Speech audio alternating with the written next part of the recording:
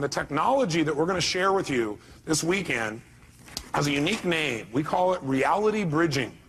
Reality bridging. I'm going to make you go into a deep trance trying to figure out what that means, right? We're going to clarify it for you. But reality bridging, it's the technology of vital communication and true freedom. Because what you're going to find is, there's going to be a vitality in your communication when you start using the techniques we're going to teach you. And there's going to be a sense of absolute freedom where you can share with somebody what your real feelings are and never ever offend them. They won't have to hear you and cry and feel bad, and you won't feel so bad either. We want to make sure that communication is vital, that you're always connecting, that you feel good when you're communicating, so does the person you're communicating with, and it produces results. That's our outcome.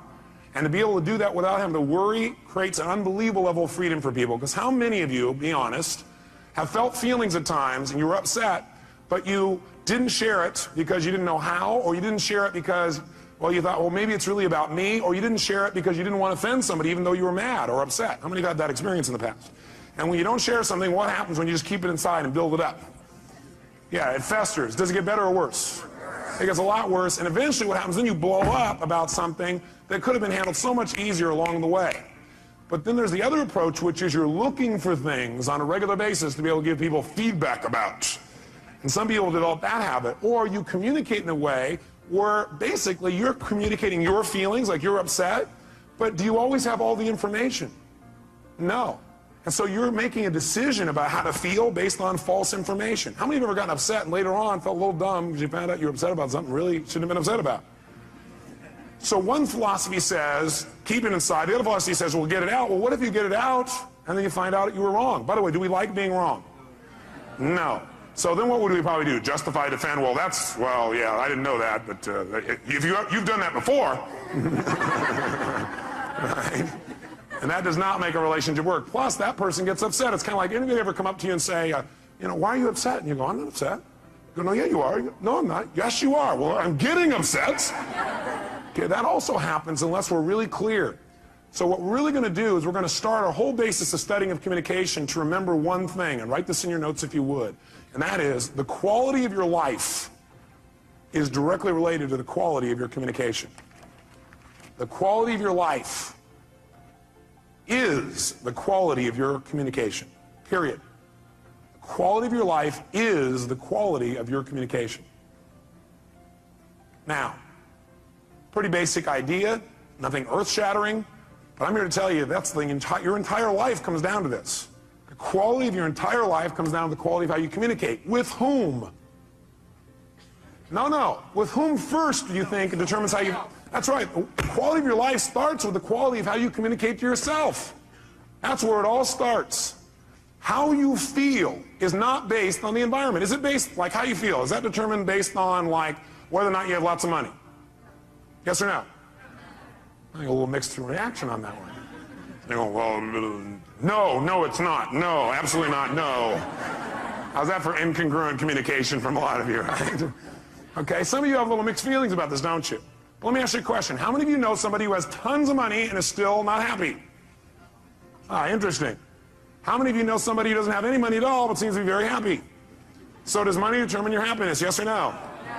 How many know if you had lots of money, though, you'd be happy? You're different. Okay. If I had your money, I'd be happy. No problem. Give me your money and we'll try, okay? People say money can't buy happiness, don't know where to shop. Now, see, that's not going to do it, is it? It's not the money. It's how you communicate to yourself about money, your lack of it, or the abundance you think you have. By the way, can people have an abundance but communicate to themselves that they're still in scarcity, yes or no? Yes. Absolutely. So money doesn't do it. Is how you feel determined by whether or not the weather is good?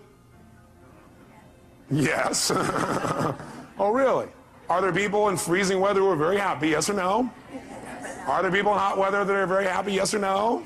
Are there people that are in either one of those weathers in the opposite degree that have opposite feelings? Has that transferred you out yet? Yes. See, the weather doesn't determine it. Is it, whether you're happy or not, determined by whether or not other people say they love you? You go, yes, but it shouldn't. So you sit there and should all over yourself, huh? Okay. Okay? You're right, it probably shouldn't, but a lot of us connect that real directly. But I got a question for you. Somebody comes up to you and they tell you, I love you. Or they come up and they hug you. Or they look at you that certain special way.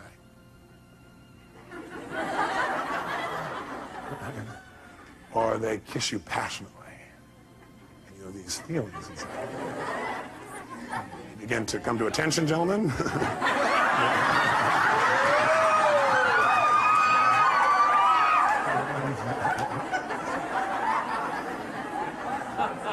Now, when all that stuff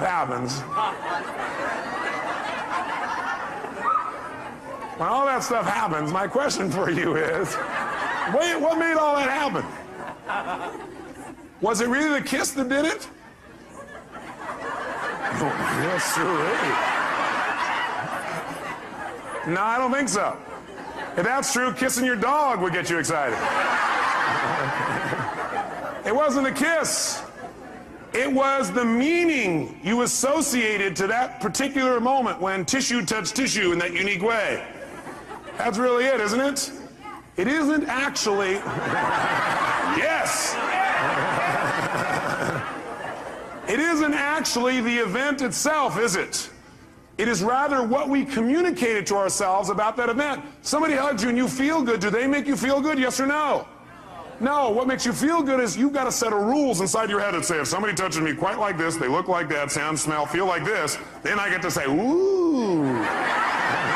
Okay. And so you say, okay, it's time to feel good, and your brain goes, and you start feeling good. Right? So the bottom line is we determine how we feel by the way we communicate to ourselves, by the meaning that we communicate about a situation. See, it's not the event that determines how we feel. It's the meaning that we associate to the event that determines how we feel. And that meaning is something we create and we communicate to ourselves. If you're upset about anything, all upsets come down to the meaning you associate to something. If you're upset about something, it's because you're thinking, well, that's because this means they don't care about me, or this means I'm no longer in control, or this means I'm not respected, or this means. All upset is based on a meaning. And how many times have you been wrong when you linked up the meaning? Anybody been wrong, yes or no? Yes, this means yes, I'll guide you through this, okay? We've all been wrong. So what we've got to really be able to do is to realize one thing and write it in your notes. Nothing in life has any meaning except the meaning that I give it. Nothing in life has any meaning except the meaning that I give it.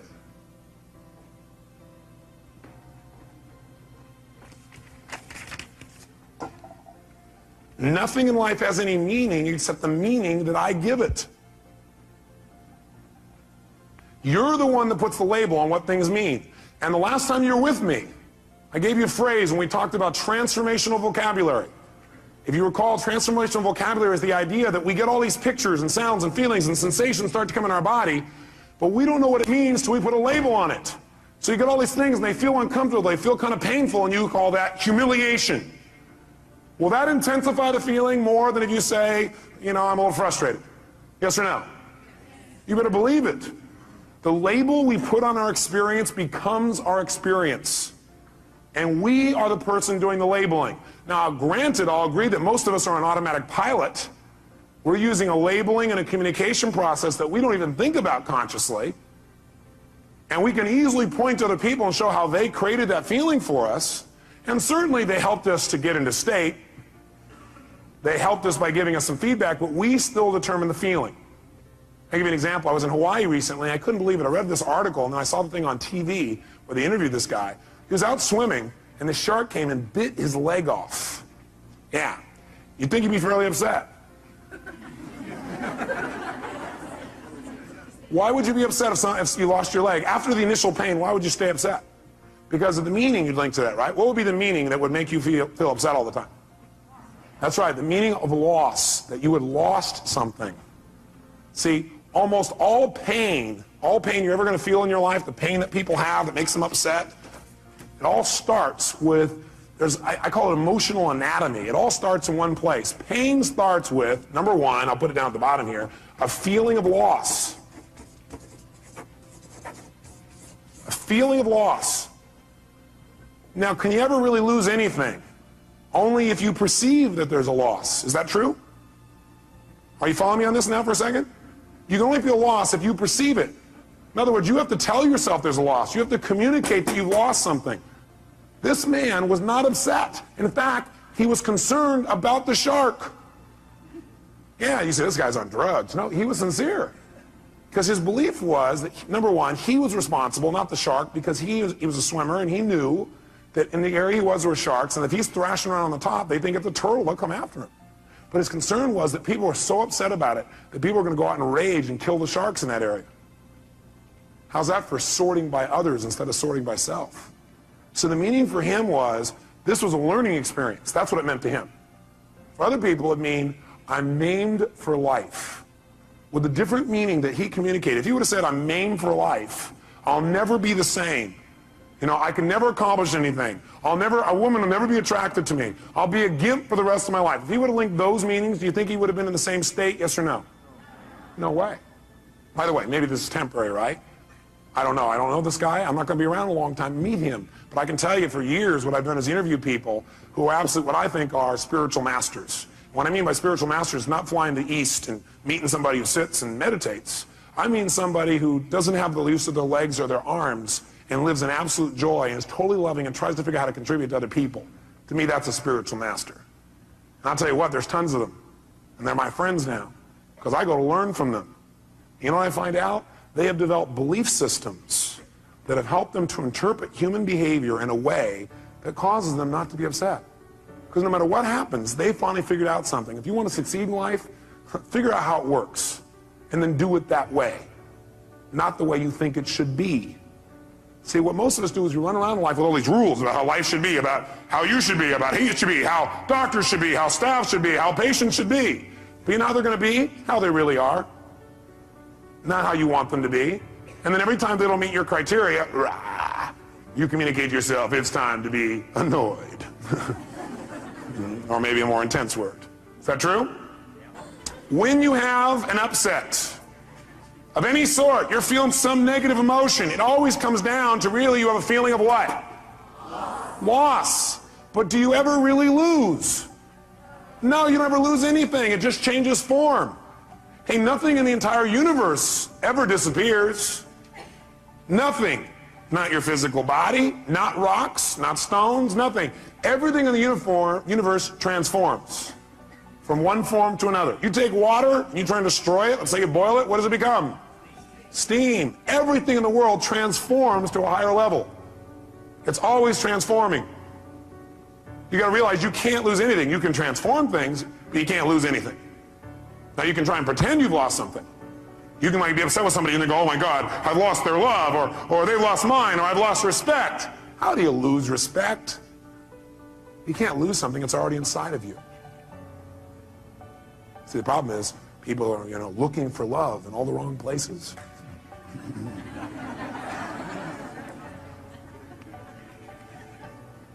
Love is not something you have to go looking for when it's where you come from.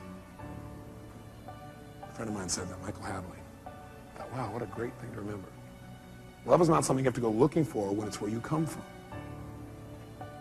So you can't lose something. Everything you thought you'd lose is already inside of you.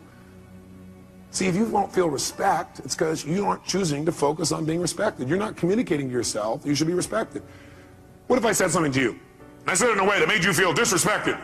It made you feel disrespected, or you took what I said, managed to interpret it, represent to yourself, and communicate to yourself that my saying it in that tone of voice means I don't respect you, therefore you can't have these feelings. Does that make any sense? No. Do we do it all the time? Yes. Do we want to continue to do it? No. Okay? We want to change that. You can't ever lose anything. Now you can perceive you've lost something. And by the way, do some people who've not lost a limb, not lost their eyesight, not lost anything, feel like they've lost over little stupid things, yes or no? Some people feel lost about something they never even had in the first place. Like they had this goal and it didn't happen. And then they go, shh, I lost my goal. You never had it. Or they have this expectation. Most upsets are about expectations that aren't met. Isn't that true? You expect somebody to do something. You expected yourself to do something. You expected life to do something. You expected the weather to be a certain way and it didn't happen. You go, oh, I lost out. How could you lose out on something you never had? You must have been very confused. So you can't lose. But if you want to feel bad, what you have to do is have the illusion of loss. Create the illusion of loss. That's all you have to do to feel bad. So I'll guide you on how to feel bad. Step one, feel bad. Create the illusion of loss. I want you to make sure you take notes. The next time you want to feel bad, you know what to do. Okay? Now, after the illusion of loss, what that usually does is that creates the second major emotion in the anatomy of human emotion, and that is feeling of hurt. Feel hurt. And usually what happens is people don't notice the loss thing, they notice they feel hurt. If they're sensitive. Because this stuff happens pretty fast, doesn't it? Like, we've forgotten it's loss. All we know is we feel hurt. Anytime somebody feels hurt, what it really is, they have a sense of loss about something. They lost out on their expectation, they lost out on what they thought they had, they think they've lost out on something else, they think they're missing out, they think something has changed, they think they're losing something, and they feel bad, they feel hurt. How many have felt hurt in a personal relationship? Great. Tell me, raise your hand and tell me, what did you feel hurt about? Give me an example. Yes, sir.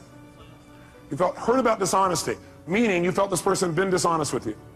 Now, are we absolutely certain that this person was dishonest, that he felt that was dishonest? Yes or no? Is it possible this person was not dishonest, but rather he interpreted their behavior as dishonest? Yes or no? Yes or no? Yes. I had a conversation with my mom not long ago. I couldn't even believe it. She was like all hurt. She said, I'm really, and she went to the next level. I might as well tell you what it is. Most people, by the way, don't stay in hurt. They manage to immediately amp up into anger. Is that true? That's right, and that's the third emotion. So if you're angry, what you really are is what? Hurt, which means you really just have a sense of what? That's really it. So my mom was upset. I was like, what are you upset with me about? I mean, what did I do? She goes, well, she does flowers for seminars. And she asked me if I would contact this hotel and have the hotel like use her services. And I said I'd be willing to, but I don't think they do that. And they never do it for us. Well, she talked to somebody else, and that somebody else told her that the hotel does it all the time, and they contract with somebody else, so your son must not really care about you. Now, she was also in a very stressful state. Does the state we're in just our normal life affect the way we interpret meaning? Yeah, she was stressed about a bunch of other things, so while she's in a stressful state, somebody said this to her, and she went, oh, my son, he just thinks I'm a pain in the butt. He just wants to get rid of me. He must be ashamed of my work. He must not like my flowers. She created all this wonderful stuff. Can we create all kinds of shit in our head? How many are good at creating shit in your head? Okay. All right. Good. I am too. We all are. I'm not picking on my mom, trust me. Oh boy, it's on video. Now I'm really in deep shit. She taught me everything I know. She did teach me a good deal of what I know. Gave me a great foundation for my life. Point is, though, seriously, is she's all upset. And she thought that I had lied to her. Now, first of all, when she said I had lied to her, what do you think happened to me?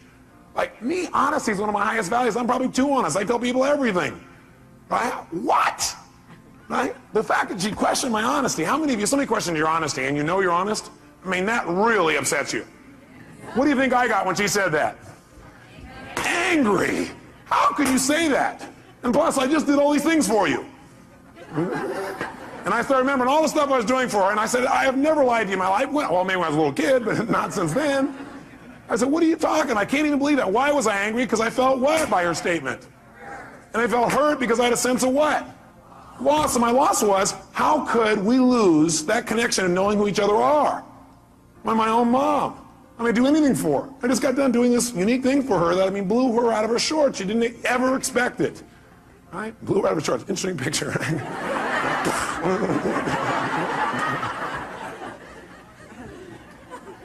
And so, you know, what happened, though, is I realized that if I responded to her in a state of anger, will that probably work?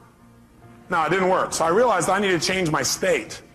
And I asked myself a question that helped me a lot. And the question I ask is, what's probably going on with her that makes her treat me this way, or treat people this way, or respond this way? Instead of, how dare she? Why? How can she treat me this way after I've done so much for her? Which would do what? Make you more what? Upset. Different question I asked. I wonder what's going on with her that's making her respond this way. I wonder what she's stressed about. And I asked her, and she told me, and she apologized, and just dropped right away. I'm here to tell you a belief I want you to remember for the rest of your life, that if all you do is remember this out of the whole weekend and really remember it at the right times, it'll change the way you communicate with other human beings.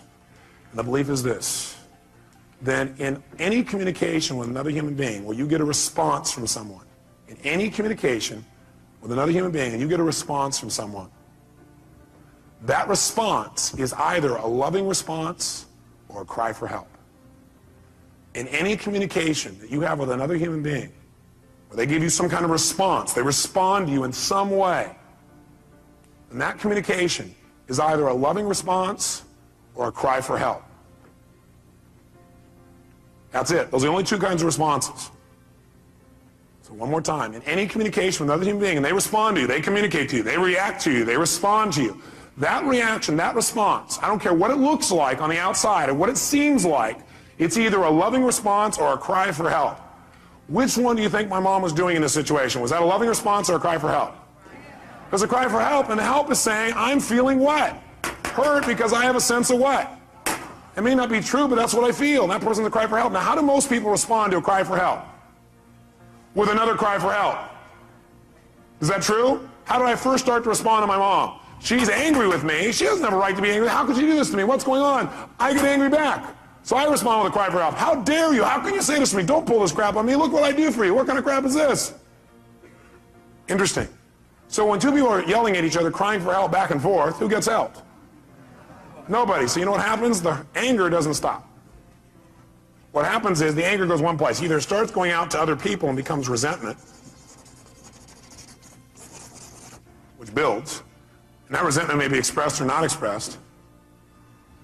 Usually resentment is expressed non-verbally to other people. And some people do it by taking their resentment and they express it by what they call confrontation. And they actually feel good about it. They say, I'm not one of those people who keeps it inside. I confront people, little bastards. That'll really build a quality communication, won't it? I confront, I don't keep it inside. I'll tell you what's wrong. Yesterday when you did this and this and this, made me feel this way. I request in the future you change. Everybody try this. You know what? That doesn't work. It can work. Anything can work. The tone of voice you use is going to play a bigger role than what you say. How many would agree? Your facial expression is going to play a bigger role than what you say. How many agree? And somebody else can sit there and listen to you and say, yes, I'll abide by your request, but inside they're going, oh. Okay, that's not communication. That's not quality communication. We want to change and enhance our format. The other thing we can do is when we feel anger, instead of resenting and confronting, we can just keep it inside. If we keep it inside, usually what it becomes is depression. People are depressed, they don't even know why. The reason people are depressed, they feel like they're not in control. Like things are happening they're not in control of. They're not able to communicate and get control of their life. And a lot of times depression is directly related to the fact they've kept this anger inside and these upsets, and they haven't expressed them, they become depressed. How many can relate to this? Not in you, but other people you've seen in real life. I thought so. So the bottom line is, what we've got to do when somebody responds to us with a cry for help is give them what kind of a response? Which of the two responses should we give somebody when they give us a cry for help? A loving response. Is that always easy to do? No. What it requires is you to remember that no matter what it looks like, they're just really crying for help. Somebody's angry. How dare you do this to me? You go, how dare you do this to me? You guys are crying at each other. How dare you do this to me? You should go, you should picture that. When how dare you do this to me? You son of a, why do you always, and you come back and go, I hear you. I appreciate you. I love you. That's not my intent. How can we make this work? I'm willing to make it work. Thanks for sharing your real feelings with me. Let's do it. What do we need to do to make it work? How can we make you feel better? Because I'm committed to that. Well, you're there. I know. How can I make you feel better? How can I make you feel better? How can I make you feel better? Because I love you.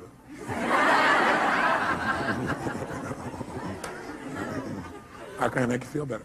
I'm willing to do it. What is it going to take? How can I feel it? What will it take? Let's do it right now.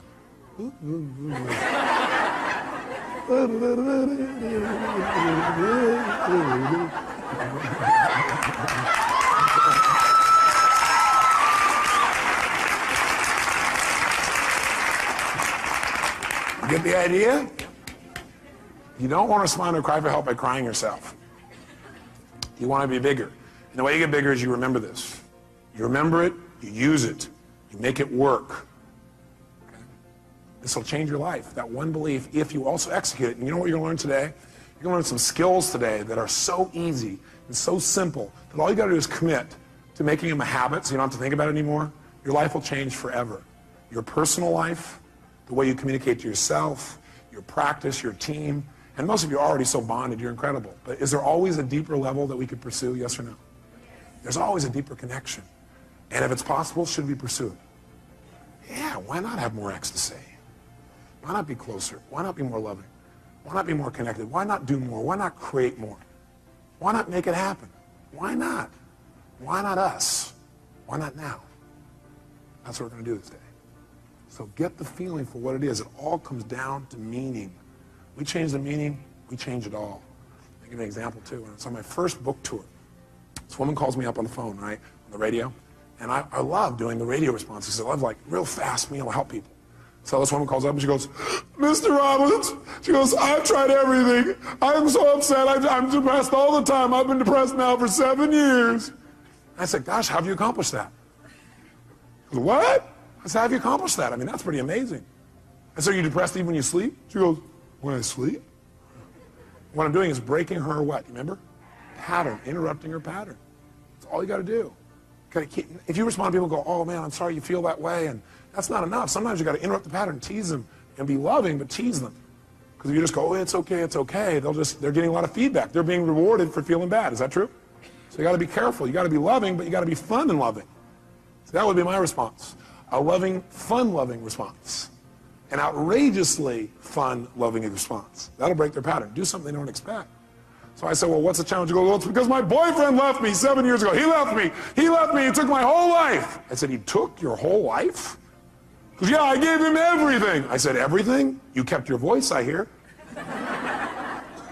So, well, you know, he gave me everything. My whole life's run forever. Why is she in pain?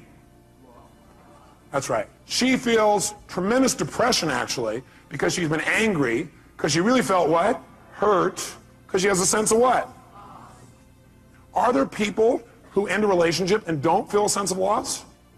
Yes or no? Yes, because you have to tell yourself it's a loss. You have to communicate it's a loss. How many found that in the past what you thought was a loss was actually your gain?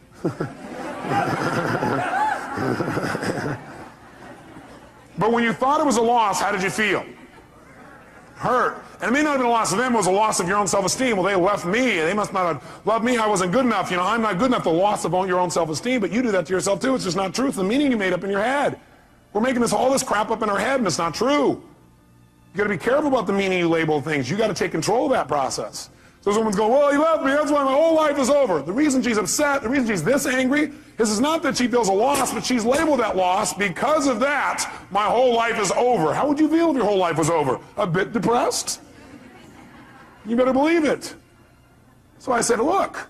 I said, bottom line is, I said, man, you got to change your state. The state you're in right now, you're going to keep thinking your life's over. You got to change your state. He goes, yeah, well, I've tried. I said, what have you done? She goes, well, I've taken drugs. I said, well, you know, what else have you done? I've seen my therapist for years now. I've done this. I said, you know, stop. I started yelling on the phone on the radio, right? And so I can imagine her face going, what, is he crazy? What's going on? I said, you listen to me right now. You want to change this? You do exactly what I say. When I say now, you put the phone down, and you run outside, and you just yell 2 words at the top of your lungs, over and over again. Next! Next! Next! As you think about your old boyfriend. At first, she was like in a deep trance with no reaction, right? And all of a sudden, I heard this chuckling. She's laughing hysterically. Right? She starts to laugh. I said, just yell next. Go out there and look around, see men, go next. As soon as she started laughing, I said, think about your old boyfriend. She starts laughing. Think of your old boyfriend. She's laughing. Think of your old boyfriend. Laughing. Think about your old boyfriend. Pretty soon when she thought of her old boyfriend, guess what she began to do? Laugh.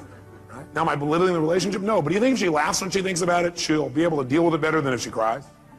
You better believe it. See, our state affects a lot of the meaning we link to things. When we're stressed, well, we can make out the worst situation out of virtually anything, can't we? See, you got to remember, you're the producer of this play. You're the one writing the script of this movie. Now, some of you, though, have like one style of writing called drama. Maybe you ought to try writing a comedy instead. It might be more enjoyable. Some of you have written a love story. My congratulations to you. Some of you have written an adventure story. Some of you have got one garbled story that doesn't seem to make any sense. Maybe it's time you cleaned up the script. Which doesn't mean go back and rewrite it all. It means tear up the old one. Do you have to go back and rewrite the whole script in order to make it work? Yes or no? Now what you can do is set it aside and move on from here. What a concept. Decide, what do I want now? What happened in my past doesn't mean diddly. What matters is where I'm going. If you're trying to drive in the future using the rear view mirror as your guidance tool, you're going to crash. Plus, you know what? Your future is going to look like your past. Pretty scary. Maybe I just let go of the past, tear up that script. You don't have to keep playing that same play. Write a new one now. Don't tell me, yeah, but look at the script I didn't use in all my life. Who gives a shit?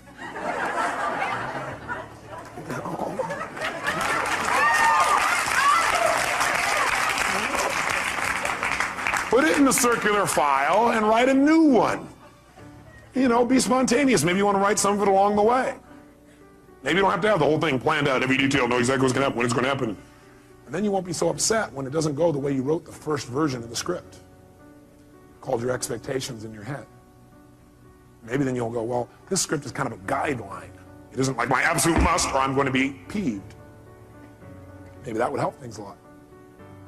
See, the whole key is the quality of life is the quality of communication. Number one, with yourself. Because nothing has any meaning except the meaning you give it. And the meaning you give it is going to determine how you feel. How you feel is going to determine what you do, and what you do is going to shape your destiny. See, if I interpret this means this person doesn't love me, and now all of a sudden I'm going to feel lousy about it, and I'm going to do things either verbally or non-verbally to get back maybe. Or, at the very worst, I'll withhold my emotions because I don't want to be hurt again. And does that withholding make my relationship better, yes or no? No, and now all of a sudden we start to drift apart. And now I start doing things that will change my destiny and separate me from somebody I really love and somebody who really loves me, all because I made up a bunch of crap in my head. Nothing has any meaning except the meaning you give it, bottom line. And so if we want to change our lives, we really want to make things work, make sure I remember this, write it in your note. It's not the event, it's what we do with it that determines the quality of your life. It's not the event, it's what you do with it that determines the quality of your life. And what we do with it is what we do with it inside of our head. It's not the event. It's what we do with the event that determines the quality of our life. What do we do with it inside of our head? We can take things that destroy other people and cause them to make us better. This whole seminar today you're going to go through is a result of me having an event that was not pleasurable last night. Especially since I was exhausted, I had no sleep. That also amplified my feelings about the situation. And then what happened was I asked myself a question. How can I use this? What's great about this? I was not feeling it was great. How can I use this? What's great about this? My brain started saying what's great about this is it means what we tried to do before this wasn't making sense. We almost had it, but it wasn't quite there. So what's great about this, I found that out because I want to share with you the best. What's great about it is I can use this intense emotion to see what really will work in the most intense feelings I've got. Wow, what a great deal. See, it's not the event, it's what you do with it. And remember, the meaning you associate or assign to something, the meaning you associate, right, put in parentheses, or assign to something, determines how you feel and what you do. So the meaning you associate or that you assign to something determines how you feel and what you do throughout your life. Determines how you feel and what you do throughout your life. Bless you. The problem is, are you communicating to yourself in a way that's empowering or disempowering? And what would you say a good deal of time it is, probably, if you're not totally happy? Disempowering. So the problem is not the event. The problem is the meaning that you're associating to things that's affecting your actions throughout your whole life, determining your destiny, is probably disempowering a good deal of the time. If you're not happy. If you're happy, you're probably assigning a lot of empowering meanings, aren't you? You've come up with some core beliefs and ways of looking at the world that really help you. Help you to evaluate things in a way where you're really in charge or you're not in reaction. So if we want to really take control then, we got to remember what I've already said. Nothing in life has any meaning except the meaning that we give it. So for example, the doctor raises his voice, says, please give me this. Or maybe he doesn't say please, he says, get me this. He doesn't say the word please. What does that mean? Scumbag doctor, that's what it means. It means he doesn't respect you, right? It means he doesn't care about you, right? Isn't that what it means? If you're upset, that's what the meaning you've attached to it is. How many would agree? What else could it mean? He's angry. If he's angry, or he's stressed, or he's frustrated, does that give him a right to snap at you, yes or no? No way. We're not making him right. We just want to know what it really means first. Does that make sense? How many of you have ever screwed up? Can I see your hands? How many of you have ever snapped at somebody and had nothing to do with them? It was just your state. You were so stressed about something else. How many have done this even with people you totally love, like your children? Everybody together, ready? I'll try it again. Very nice. Just think about that. Now, when the doctor does that, instead of going, he has no right to do that, you're right, he has no right to do it. You're absolutely right. And you need to help him so he doesn't do that anymore. You need to help him, not make him wrong. If you make him wrong, is that going to enroll him in not doing this again, yes or no? Doctor, when all of a sudden you keep asking your staff and they don't deliver something you need, does that mean they're incompetent? Mean they don't care? Mean they're not as committed as you? You're working to the bone, you don't have any time? You're not even getting paid, they're getting paid, they must not care about you. Is that what it means? No. What might it mean? They're overloaded, they're overworked. You beat them to a pulp. They don't want to talk to you because you've been real mean and hard to be around. They're trying to avoid you and stay out of your way because they're afraid they're going to set you off. Oh. I noticed that was a doctor that was laughing. Huh, ma'am? Is that possible? But see, which meaning you assign will determine how you feel and how you treat people. Isn't that true? And it doesn't just stop there. It continues. Because the truth is, most of you don't communicate all that you feel, and it's a good thing. Because words spoken in a moment of anger, some words like that are never forgotten. Now, that's not true. You can forget them, but people think, I'll never forget that. And they keep telling them, I'll never forget that. I'll never forget that. I'll never, never. I will not forget that. And they work real hard to remember it. But how many of you have forgotten your own home telephone number, address, or how to spell the word the? So you can forget, can't you? Yes. Actually, forgetting is a very useful tool. I may want to teach you before the weekend's up the power of forgetting. Not forgiving, forgetting. Ready?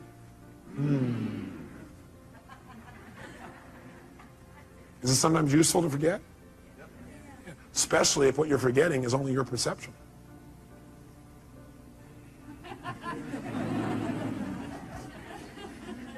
Especially since your memories are nothing but myths anyway. Because if you asked my mother, I bet she'd have a different story. True? That's right.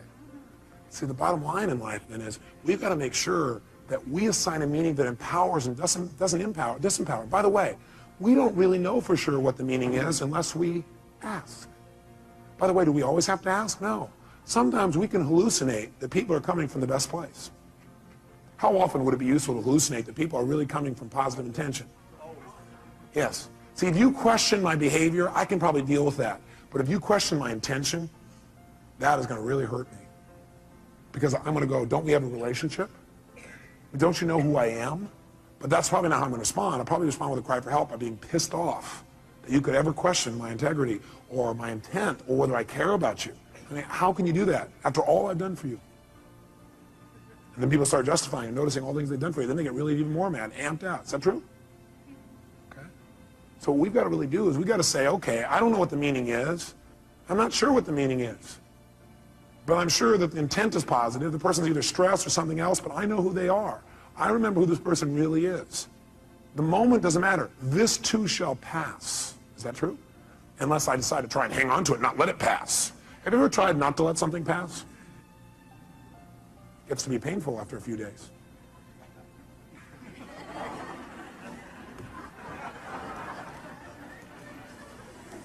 You come home. You caught that one, huh? That's good. That's right.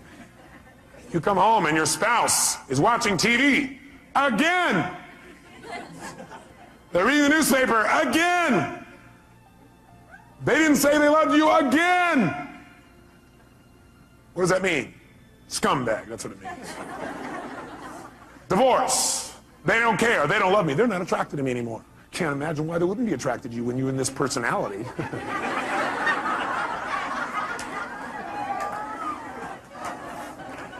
Probably looks at other men, looks at other women. Can't imagine why when they get to come home to seeing you in this unique state.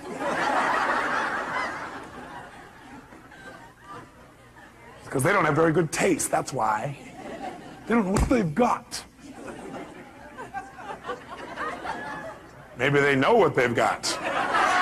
Maybe that's why they're looking. The meaning we link to things determines our actions, therefore our destiny. I've already shared that with you. The key then is to choose empowering versus disempowering meanings. The key for us from now on is when something happens, we're going to probably have a reaction, and after we're done with our little reaction, we should sit back and say, what's a more empowering way of looking at this? What might be a more empowering way of looking at this? What else could this mean? Because I choose the empowering one. I may be wrong. Is it possible the person really is a scumbag? I guess anything's possible.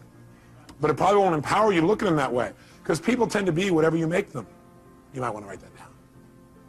People tend to be whatever you make them. Pretty important frame. And I want you to remember this. Write this in your notes. Whatever you look for, you will find. Whatever you look for, you will find. Whatever you look for, you're going to get. And by the way we look for things is we ask questions about people, about our life, about ourselves. That's how you look for things. The way you direct what you focus on is ask a question. Very quickly, look around this room as fast as you can. I want you to notice everything in this room that's brown. Quick, everything that's brown, brown. Clothing, people's hair, floors, anything brown, brown, brown. Only brown, brown, brown, brown, brown, brown, brown. Close your eyes. With your eyes closed now, tell me everything in this room that's red. Raise your hand if you see a lot more brown in your head than you see red. Raise your hand. Open your eyes. Look for red now. See everything you see in this room that's red. Red, red, red. Anywhere you can see it. Clothing, people. Anywhere you see red, red, red, red, red. Look around. Red, red, red. How many see a lot more red now? Raise your hand. Guess what? You get what you look for.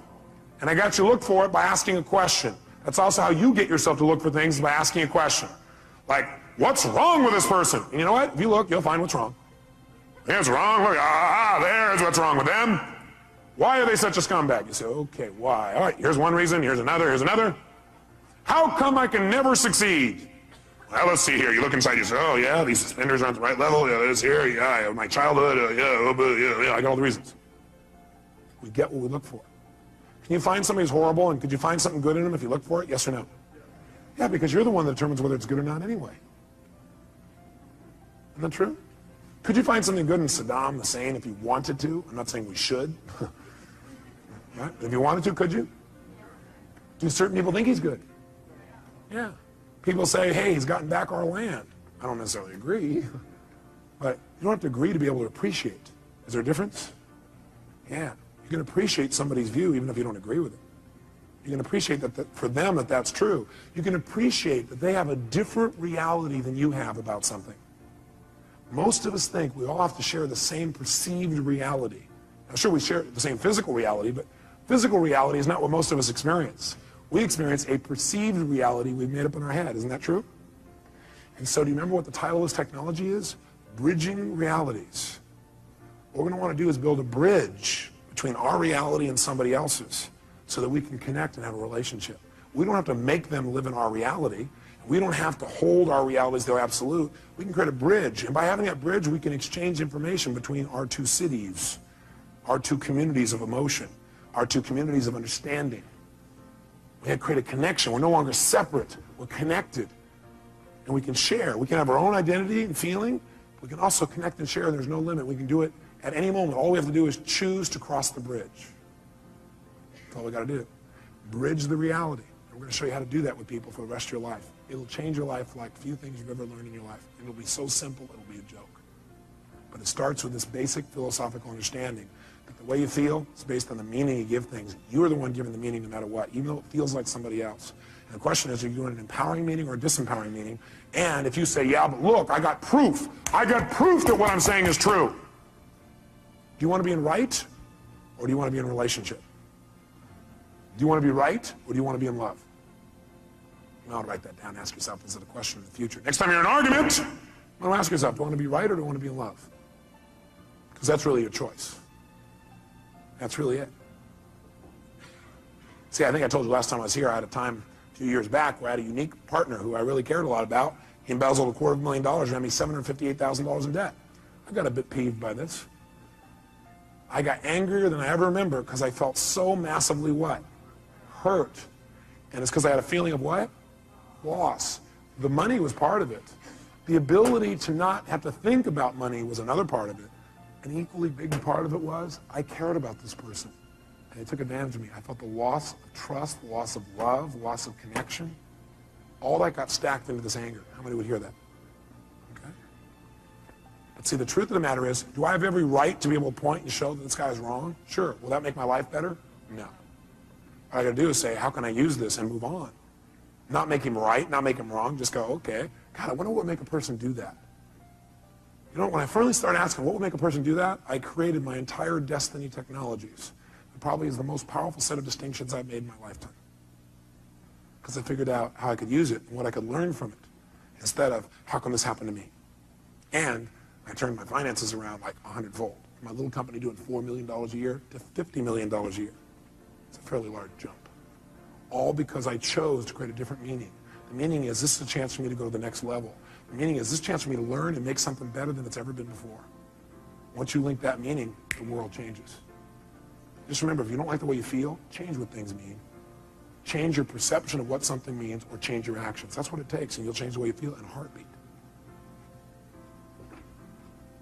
I put a little metaphor here, a couple of them for you. I just want to remind you that when you decide you can't find something also, remember I said what you look for, you'll find? When you decide you can't find something, you'll also discover you won't find it. Because whether you believe something's true or whether you believe it's not, you're right. How many have had the experience of having somebody say to you something like, can you find me the salt? And you think to yourself, hey, would you go in the cabins and get me the salt? And as you're walking there, you're thinking, I don't know what the salt is. You walk up there, you open up, I don't know what it is. And you really do look, don't you? You really look. But you already have this belief that says, I can't find the salt. So what happens? A few minutes later, you go, it's not in here. They go, what are you talking about? It's right there on the shelf. You go, no, it's not. They walk in, they walk right beside you, reach right in front of your face and go, what is this? And what is it? How many have had this happen to you? Now, the salt wall's already there. You said, Tony, what I look for, I'll find. Yes, what you look for in earnest, you'll find. See, what you really want the answer to, you'll get. But you go, why am I so happy? But you really don't want to know the answer? You're not going to get the answer. Or what's really great about this person? You won't get an answer. It's only what you seek for in earnest. If you don't look for something, you won't find it. You're right. If you don't commit yourself to finding it, you won't. Good thing for you to remember. What do you do when an upset happens? Well, let me give you an example of what I learned from racing school. It changed my whole life. I race cars, formula cars. And so I went to several different schools, by the way, to do this.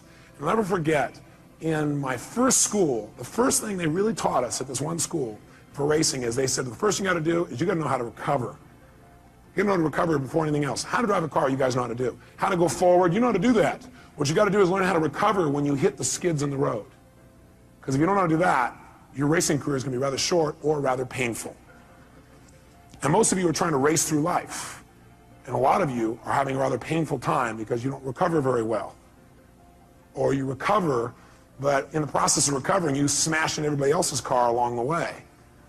And that makes the next trip around a little resentful for the people. They see you coming by, they kind of avoid you a little bit, going, I'm not getting too close to this doctor, this staff member, this person, this accountant, this secretary, this telephone person, the person around the calendar. I'm not doing that. Because if I do, they're going to smash me up too in the process of them trying to recover. So what they do is they put you in a skid car where they make you go through the process of about to crash, where they knock you off track.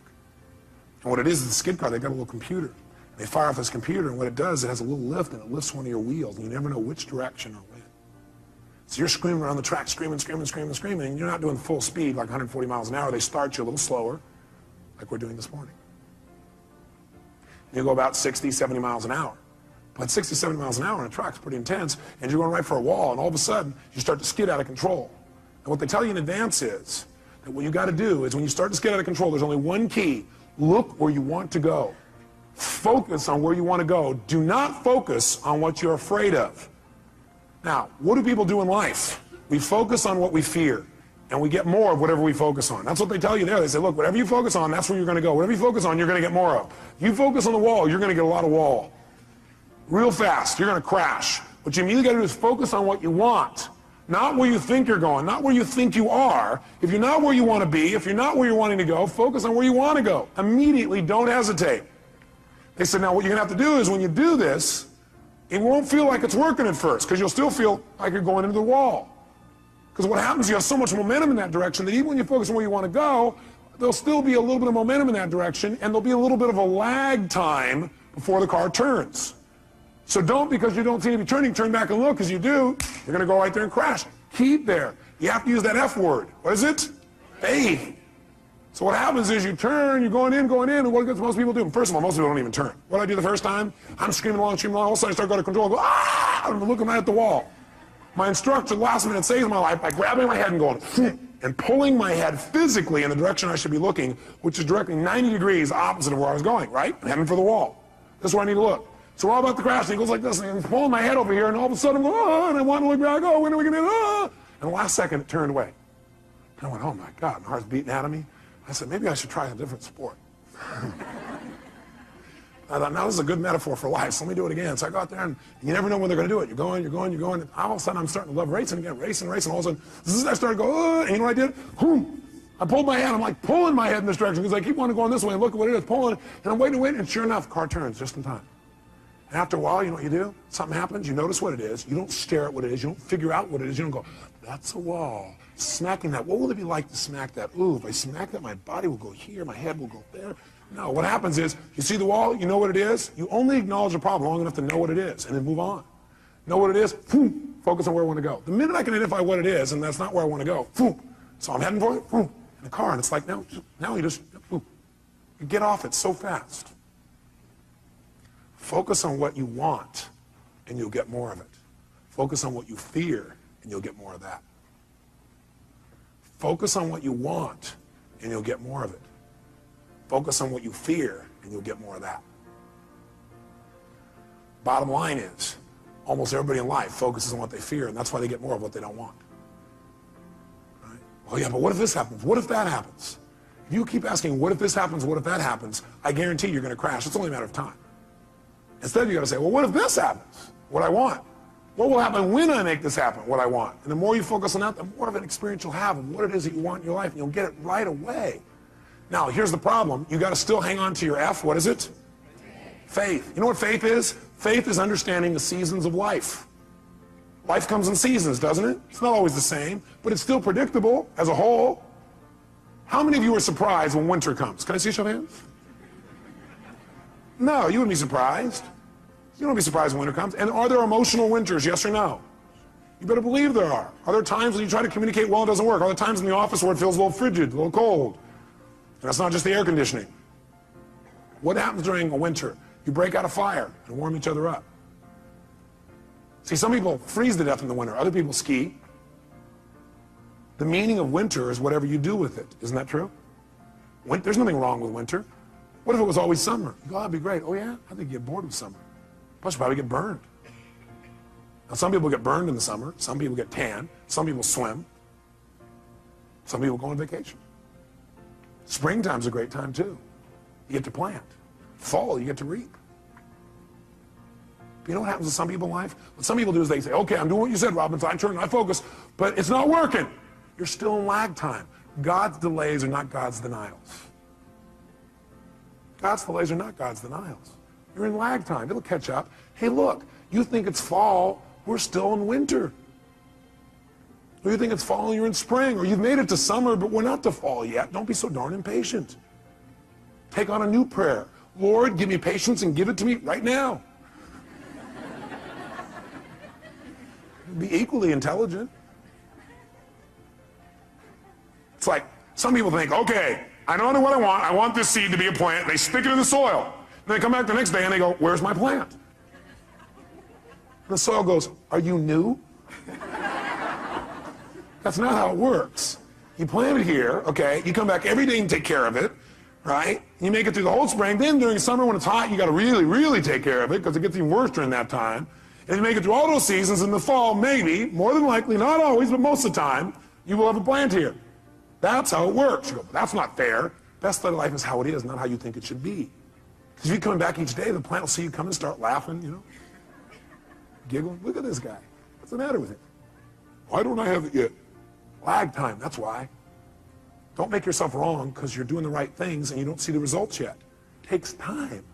Most people completely overestimate what can be done in a year and underestimate what can be done in a decade. I can tell you my own career, my own life, my business life, I gave my heart and soul every day, 276 seminars a year. Going morning, noon, and night, giving my all. Anybody knows me will tell you, all my all, every day, no matter what. And you know what? I was broke. I was frustrated outside in terms of the business. Nothing was working. And I kept, asking myself a great question, like, why am I screwing this up so much? It wasn't me screwing up. It's lag time. I had to make distinctions. I had to build something. It takes time. But then the other day, I got a little reality check, which we're going to teach you today. My reality check is I'm flying up to Los Angeles to do my seminar up there in my helicopter, my jet helicopter. It's a tough life, but somebody has to live it. So I don't have to drive for 3 hours. I jump in my helicopter. I'm there in 35 minutes. And plus, I go down and dive down by the dolphins in the water and lift back up and play. It's like having your own roller coaster. And I'm flying over this area where I used to work in Glendale, California. I worked there as a janitor. I drove my 1960 Volkswagen that literally broke down on the freeway one day because the wheel fell off. I worked in the middle of the night so I could still go to school. And I got paid $5 an hour, but as a janitor, they figured out how many hours it should take, so I did half the time and did a better job. Because I learned if you give more value, you get to earn more. Good thing for me to remember. But all of a sudden, I flew over the bank, and I stopped. Because in a helicopter, you can stop. Like an elevator, just boom, right there. And I just hovered above where I used to work. And I thought, that was 12 years ago. Wow. Wow. For 4 or 5 years after that, I never thought I could have ever had what I wanted. But see, the world moves for those who just never give up. The world will move for those who persist forever and who change their approach. They're flexible in how they do it. They don't just do the same thing over and over again. The world will move for someone who has faith. The world moves for somebody who has trust and then acts on that trust. That's what the world moves for. And someday you get to look down and go, God, was there one time? That's pretty exciting. That's pretty good progress. See, just because you didn't get it when you want it, you may have overestimated in the short term and underestimated your long-term power and potential. Something you might want to remember.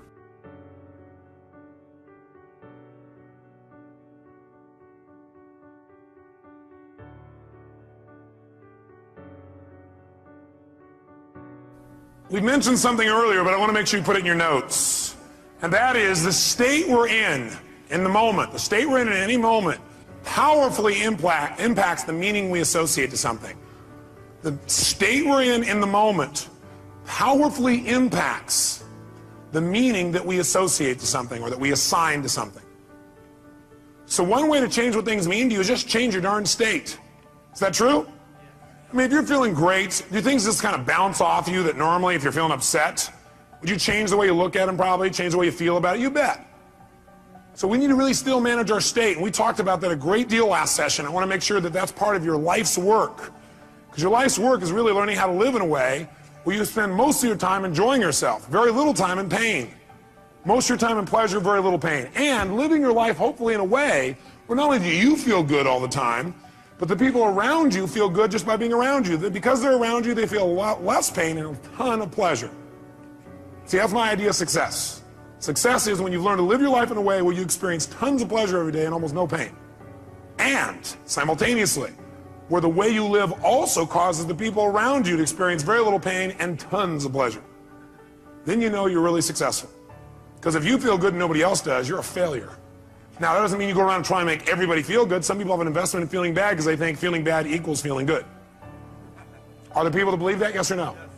Yeah, because they think if I feel bad, then people will notice me, or they'll love me more, or they'll help me more, or I'll get more attention, which means feeling good. People have weird crap they work inside their head about how to get to feeling good.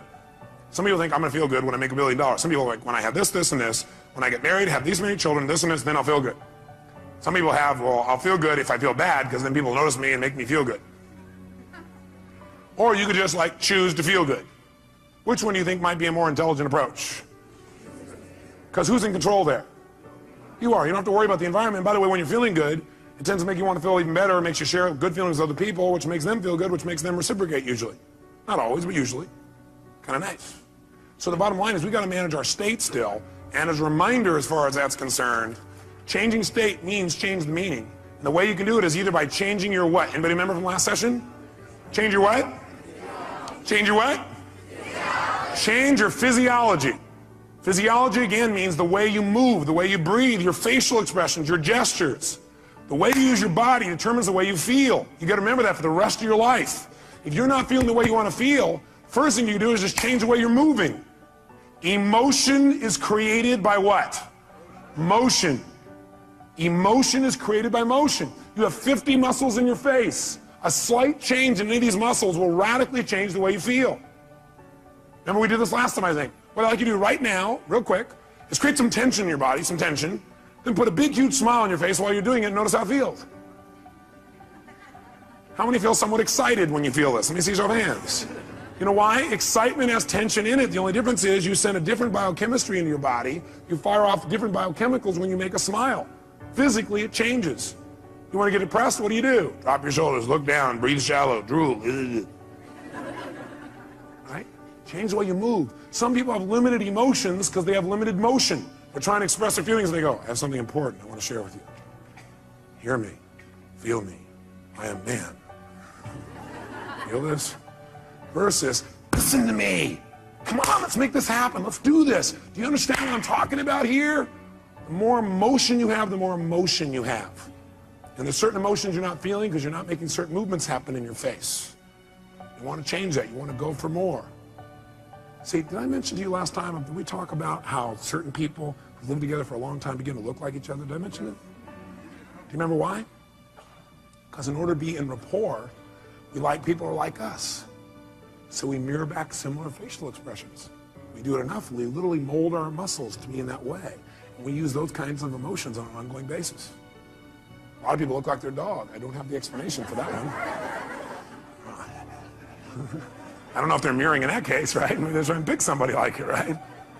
But see, the thing we got to realize is we got to control our physiology. So throughout this day, as last time, I want you to remember to live at level 10. You remember what that means? Living at level 10 means what you got to do is ask yourself on a scale from 0 to 10, where's my level of energy? 0 is dead, 10 is unstoppable. Which level is going to allow you to get more out of this weekend? Which one? 10, without a doubt. If nothing else happens from you coming to these fortune programs, but every time you get here, you demand from yourself for 4 days to live at level 10. You think you might develop a little stronger emotional muscle, yes or no? And pretty soon what used to be hard to do, like demanding 10, is the way you live. It's easy. It's like you can live that way easy, no problem. And now you go home and you live at that level. Does that impact your patients, yes or no? Does that impact each other in the office, yes or no? Does it impact your home life? Does that impact those ecstasy ideas we had about the relationship at home? Yes. See, if you're level 10 every time with your personal relationship, would that enhance it, yes or no? So how do you determine whether you're at 10 or not? You decide to go there, and the way you decide to go there is you got to ask yourself on a regular basis, where am I? See, I found the more you measure something, the better it gets. But if you don't measure it, you're not going to do well. If you set a goal on New Year's Eve, and then you check next New Year's, you're in trouble. Because you had one correction. It was at the end of the year, and it was too late. Once a month, you got a better chance. Once a week, you can really have it. Once a day, you won't have a bad year, you won't have a bad month, or worse, you have a bad day. The more we measure, the better we get. So what we've got to do is ask ourselves, where are we on a scale from 0 to 10? Where are you right now on a scale from 0 to 10? Sit right now like you would if you were at level 10. Okay, that's clear. You weren't at 10 then, isn't it? Come on, sit the way you'd be at level 10. I mean, absolutely, totally energized, excited, having fun, being outrageous and playful. Sit the way you'd be sitting right now if you're at level 10. Come on. And most, oh, you're not at 10. Come on. Come on, this is not 10. Let me see 10 here. Come on, even more energy, come on. Most of you would probably have to make some noise or do something with your body to get to level 10. Come on, wake your body up. Come on, come on, come on, come on, come on. Come on, wake your body up, come on. Come on. Come on. Now, this is level 10. Now, go to level 2. And imagine trying to learn in this pace for the next 3 days. Go back to level 10. Come on, go, go, go, go, go, go, go, go. Come on, come on, come on, come on, come on, come on, come on, come on, come on, come on. Now, I I want you to commit you're not going to drop below level 8 for the rest of the weekend. Are you willing to do that? Yes or no? Yes or no? Great. Now, if it's tough to stay at level 10, you want to push yourself to level 20. So just as a reminder, stand up. Do you remember how we do this? We put ourselves in a yes state. All remember what that means? Good. Then what I want you to do right now is take off your jacket. You have that. Not your blouse, ma'am, just the jacket. And we're going to put ourselves in that yes state. We're going to put ourselves in that state I talked about last time. Remember I gave you a metaphor the last time we were together, a reminder.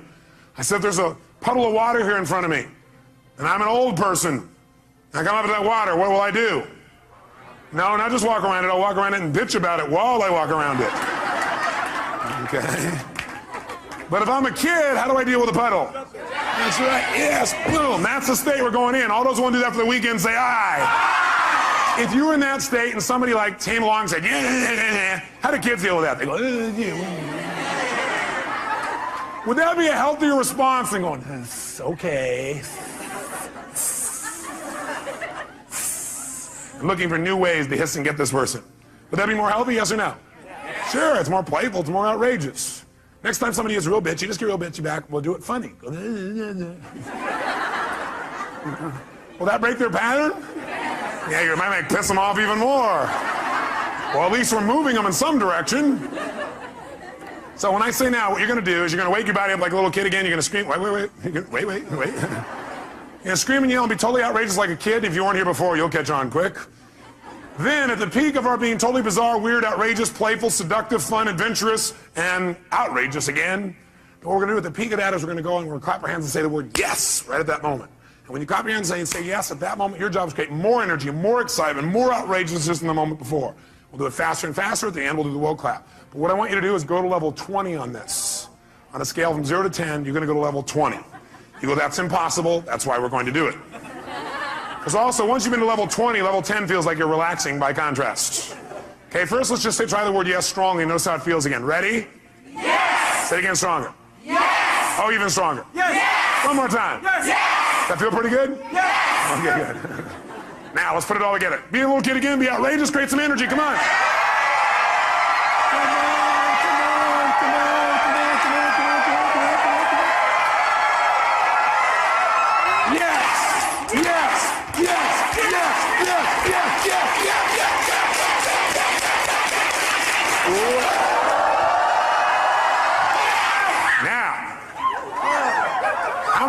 How many are now at level 3?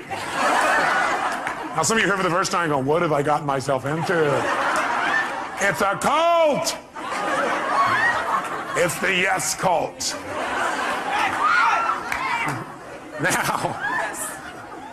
Now, how do you get a muscle? You push yourself beyond what's comfortable and you do it consistently. And that creates growth. So we're going to do it again. You know, I barely survived the first one. Let's try it again. Ready? Wake your body up. Be outrageous. Come on.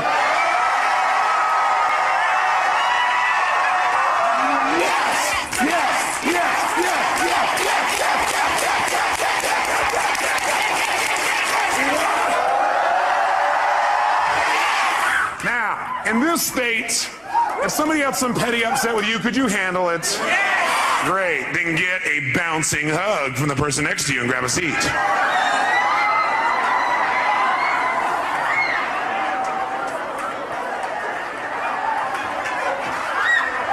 And grab a seat.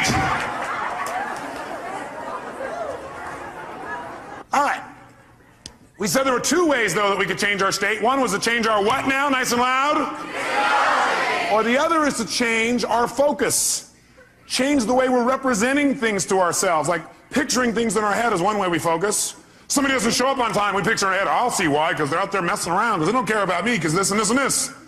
Another way we focus is by what we say to ourselves. We represent, oh, well, they're not doing it probably because they don't really love me. And we talk to ourselves in certain ways.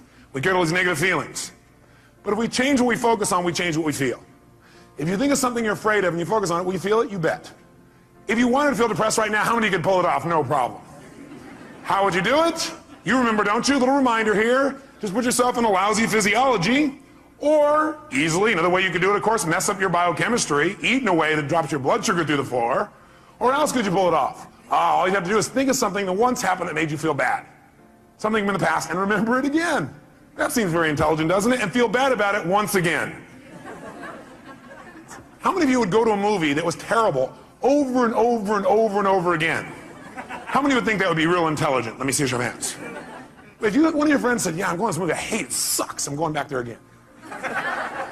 You go, how many times have you been to this movie? About 4,000. What would you probably ask them? Why would you go back there? Well, because I have to. Would you believe them? I don't believe you either when you tell me that. But I always believe in you because I know you know better. You don't need to go to those movies anymore. They're a bunch of myths anyway, made by poor directors.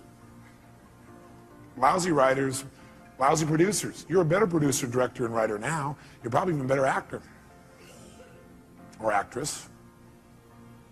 So why not create it the way you want it instead of seeing the same old movies over and over again? Most producers I know don't sit and watch their worst movies over and over and over again and feel bad about them again. What most of them do is they go, that was part of my learning experience. Time to move on. How else could you feel bad, by the way? You could do it currently, couldn't you? All you have to do is think of something you think you've lost that maybe hasn't even happened. Right? Or think of something that you want but you're not getting right now and feel bad about it. Or you could think of something that hasn't even happened yet and feel bad about it in advance. Couldn't you do that? Like, oh my God, and focus on what if this happens? Oh God, it feels terrible, oh gosh. Remember, a coward dies 1,000 deaths. A courageous man or woman only once. Because the coward runs it through the head about 8 million times and feels like they're dying 8 million times. If you have any faith, any courage, then if it really ever does happen, you'll just deal with it once. You feel the pain only one time instead of stacked over and over and over and over again. If you want to feel good, could you do that? Sure. Would a producer go back to some of their best movies and see them again, do you think? Yes or no? Would they even share some of those movies with their friends? You know what some people do? Some people actually take the worst movies of the past and go share them with their friends, their worst movies. Tell them all about all the gory details of it. And the friend goes, yeah, that's really great. Yeah. But see, a real great producer director shows them their current films, shows them some examples of films that are about to come called previews. Previews are rather exciting usually.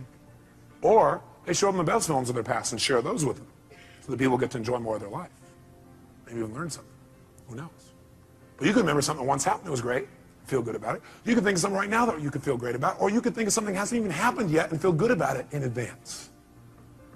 What determines what you focus on, though, is one thing: the questions you ask yourself. The questions you ask yourself determine what you focus on in that moment. What questions you ask are usually controlled by your beliefs. Because you could ask any question, but unless you do it consciously, you'll just ask the same questions that are in alignment with your old beliefs, your old BS, belief systems. So the bottom line is we've got to ask better questions. And I will tell you the question I want you to learn to ask the next time you get upset with someone. This is the first question I would ask myself if I were you. What else could this mean? What else could this mean? I will know a person is intelligent when I say this and this happened. I started to get upset, then I thought to myself, well, what else could this mean?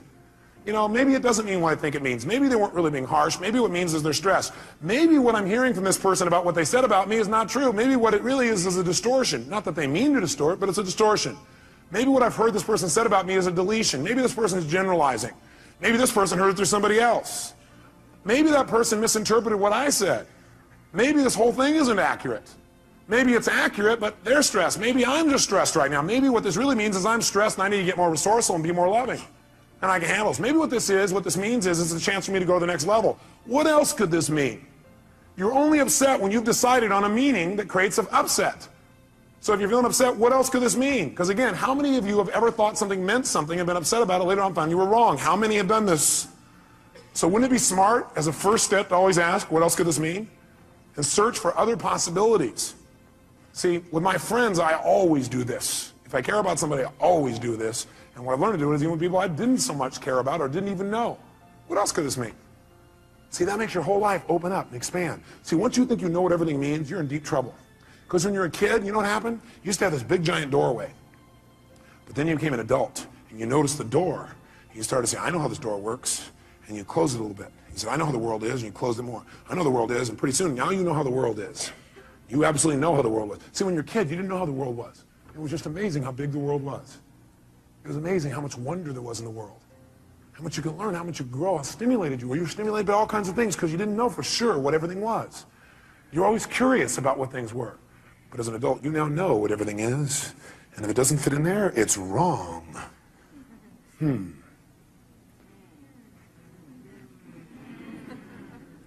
want to open our door back open by saying, well, yeah, but what else could it mean? What else could it mean? What else could it mean? What else could it mean? What else could it mean? Feel a little freer. The other question I tend to ask myself is, do I know everything there is to know about this? Do I know everything there is to know about this?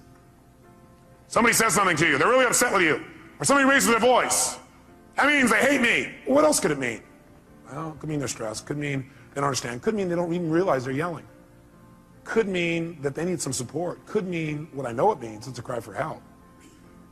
Could mean that I'm oversensitive right now, could mean that I react to voice tonality instead of real feelings.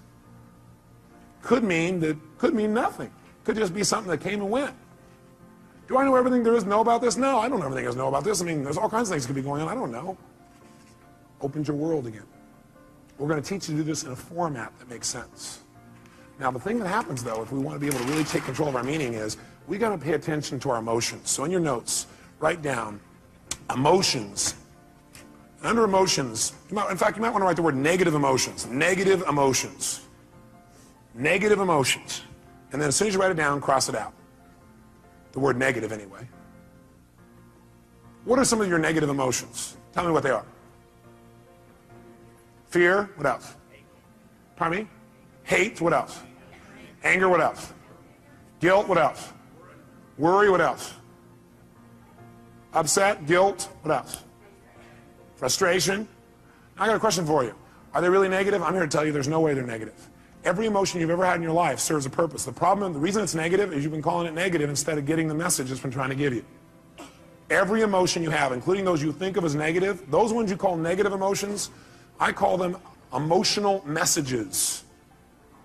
I also call them calls to action. All those negative emotions, as you used to label them, are really a call to action. Fear is a call to action. By the way, do you feel that call to action in your body when you're afraid? Yes or no? Does your adrenaline start pumping, your whole system start gearing up?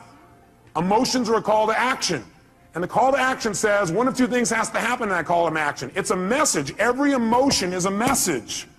A call to action. And the action of the message it's trying to give you is that you need to change either, number one, your perception of this, or number two, your current actions. Every negative emotion you've ever felt is not negative. Now, you may be overusing them, I'll agree with you. You may be indulging in them, I agree with you. You may not be getting the message from them. What's making it negative is you're not getting the message it's trying to give you. But every emotion, fear, frustration, hate, anger, guilt, all of those emotions are here to serve you if you get quick the message. But what most of us do is we just indulge in the emotion. So we never get the message, and that's why it's negative, because it starts screwing up your body, because what it is a signal to act, and you're not acting. That's why you feel sick to your stomach. You're not acting. You just keep on indulging emotion, not hearing the message. So the message is always, you must change something.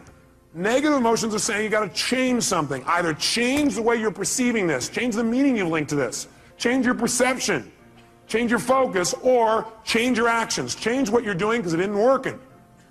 That's why you're having that emotion. Don't make your emotions wrong. Appreciate them. Be grateful for them, but immediately then ask yourself, hey, what's the message that my emotion's trying to give me here? What do I need to change? My perception or my actions? Does this make sense? Yes, no? So then, how do we make use of it? Well, first of all, notice this. How do most of us deal with our emotions? Well, most of us deal with our emotions by suppressing them. In fact, before you write that down, actually, I put over here 4 ways to deal with emotions. 4 ways to deal with emotions. I think the number one way most people deal with their emotions is they try to avoid them. By the way, how effective is that? No. You might do it for a moment or two, but most people, they just try to avoid feeling. Isn't that true? People who don't like to feel negative feelings are so afraid of negative feelings, they try not to feel any feelings. Now, if you don't feel any feelings, you really are going to have some pain. Because that's what life is for. Part of the juice of life is expressing and feeling. But sometimes people have had so much pain, they say, I don't want to feel anything. It never works, because eventually it comes out anyway. And then you feel bad about never having felt bad. You feel bad about the fact you didn't feel good. You have a sense of loss because you didn't feel things. Second way people try and deal with their emotions is they endure them. They're going to grunt it out. I'm going to endure these. I'm going to make it through this. I'll hang on to this. And again, this doesn't work. Now, they may try and disassociate after a while here again, or they may try and suppress the emotion. I'll just endure it. I'll just keep pushing it down, and I'll make it through it. I'll just endure it. That doesn't make it better either. Third way, what some people do, I don't know if you've ever seen this happen. I'm sure you've never done this. People compete to see who feels the worst. Some people do is they keep track of their emotions so they can share them with other people and compete. So somebody says, oh man, I feel like hell. Oh, you feel like hell. Let me tell you how I feel. You think you got a problem. Let me tell you my problem. You think you got the biggest problem. Check out my problem. It stands out to here. And people sit there and try and argue about who's got the worst problem. Right? Or the fourth thing that I don't have up there that I'd say, the fourth thing that people do is try and share their pain. Share their problem. They think, oh, I can get rid of my emotion by sharing it with others. So they try and get other people to feel bad too. That way we'll be friends. We can share in the pain together. We must love each other. Are these very intelligent ways to deal with your emotions, yes or no? No, you don't want to avoid them. You don't want to endure them. You don't want to compete for who's got the biggest and worst emotion. Try and make yours worse than somebody else's. You don't want to share them. Make them feel bad too. What a friend you are. Instead, what you want to do is step 5.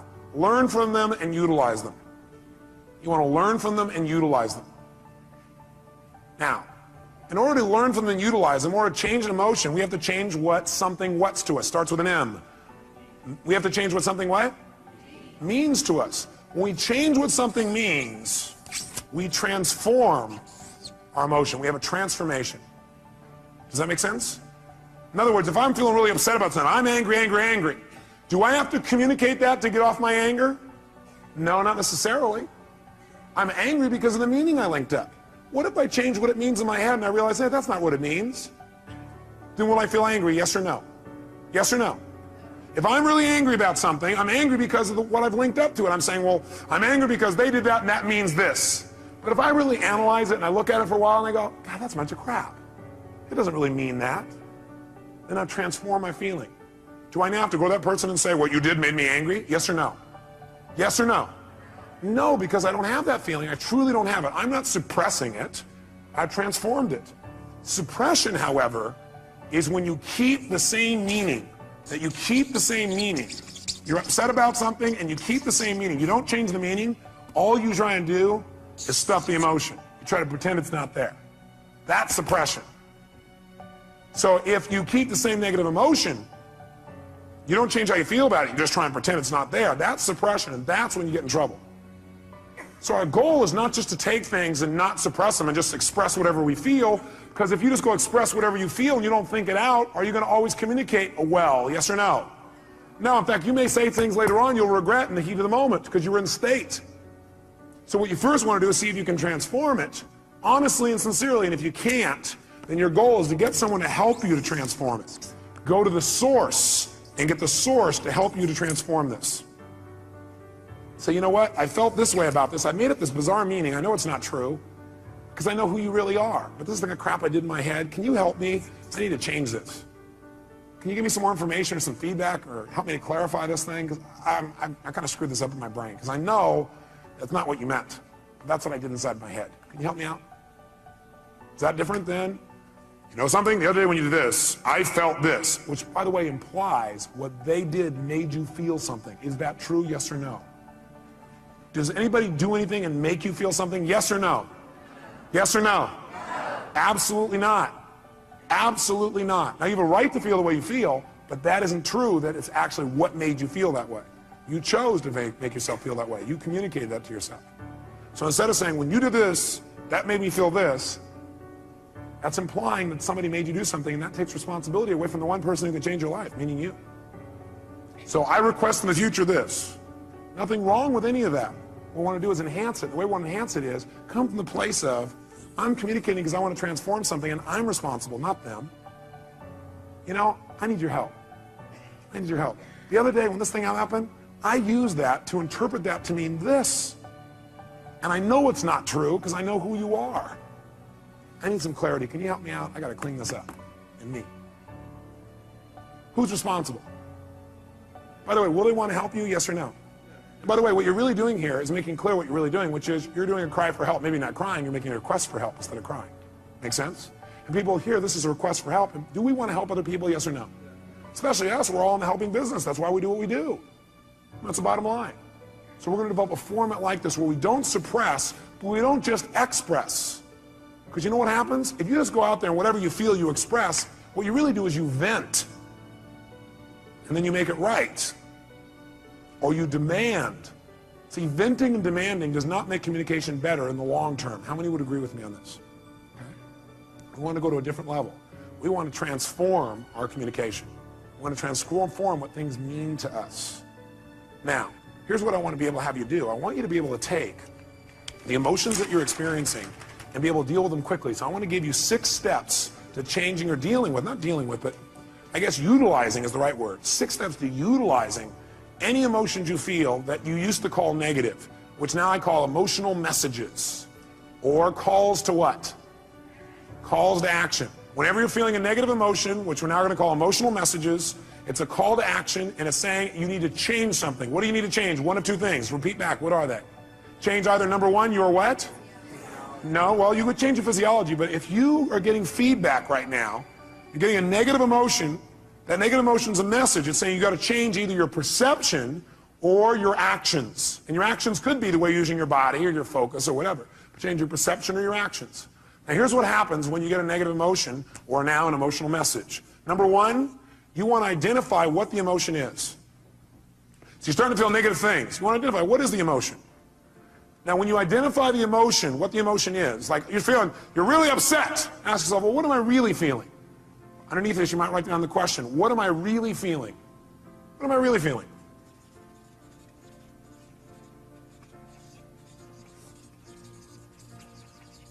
So when you say, I'm upset, I'm going to say, what am I really feeling? And what might your answer be when you say, what am I really feeling? I'm upset with this person. What am I really feeling? I might be feeling hurt. Does that change how you feel in that moment as you identify that? Yes or no? Yes. And when you say, what am I really feeling? You might put a little note in your notes. Use some TV. Use some TV when you come up with your label. Transformational what? Vocabulary. So instead of saying, I'm destroyed, I'm devastated, I'm humiliated, you might say, I'm feeling a little bit hurt. Use TV and use what I call softeners. Softeners are the words like a little bit. So softeners and TV. Here's the second key. Once you've identified what it is, and by the way, usually it's going to be, I have a sense of hurt or a sense of loss. Almost all emotions will probably come down to that in most cases. Is that true? In most cases, not all. Second thing you do, acknowledge and appreciate the message it has for you. Don't deny your emotions. Don't avoid your emotions. Don't suppress your emotions. Don't make them wrong. Don't share them. Start by identifying what they really are and then acknowledge and appreciate the message it has for you. In other words, acknowledge, hey, this is a real emotion. I'm glad I'm having it. It's going to have a great message for me. Then go to step 3. Get incredibly curious. Get incredibly curious as to what it has to offer you, as to what the message is. Get incredibly curious as to what the message is. Underneath this one, number 3, as you get incredibly curious as to what the message is, write down the question. What is the real message this emotion is giving me? What is the real message this emotion is trying to give me? What is the real message this emotion is trying to give me? I'll offer you some ways to do this. Let's do them all 6 though so you know where we're going. Step 4. Okay, the question on 3, some of you are still there. Question number 3 is, what is the message this emotion is trying to give me? What's the real message? Number 4, get yourself to feel reassured that you can deal with this emotion. Get yourself to feel reassured that you can deal with this emotion. See, a lot of times the stress is, oh my God, how am I going to deal with this? So get yourself reassured you can deal with emotion. And the way you do that is, remember a time when you've dealt with this emotion successfully in the past. Remember a time when you've dealt with this emotion successfully in the past. So if all of a sudden you start to feel depressed, that's a pretty negative feeling. I, first of all, would not call it depression. I'd say a little bit down. But the first thing you do is you go, okay, I'm feeling this terrible feeling. I start to feel depressed. Well, what am I really feeling? Well, I'm really just feeling a little bit down. Okay, great. You know what? That's great. I appreciate that's a message. I need to get curious. What is that message? What's the message this thing's trying to give me? And what depression's message usually is, by the way, is you need to reset your priorities. That you don't feel like you're in control.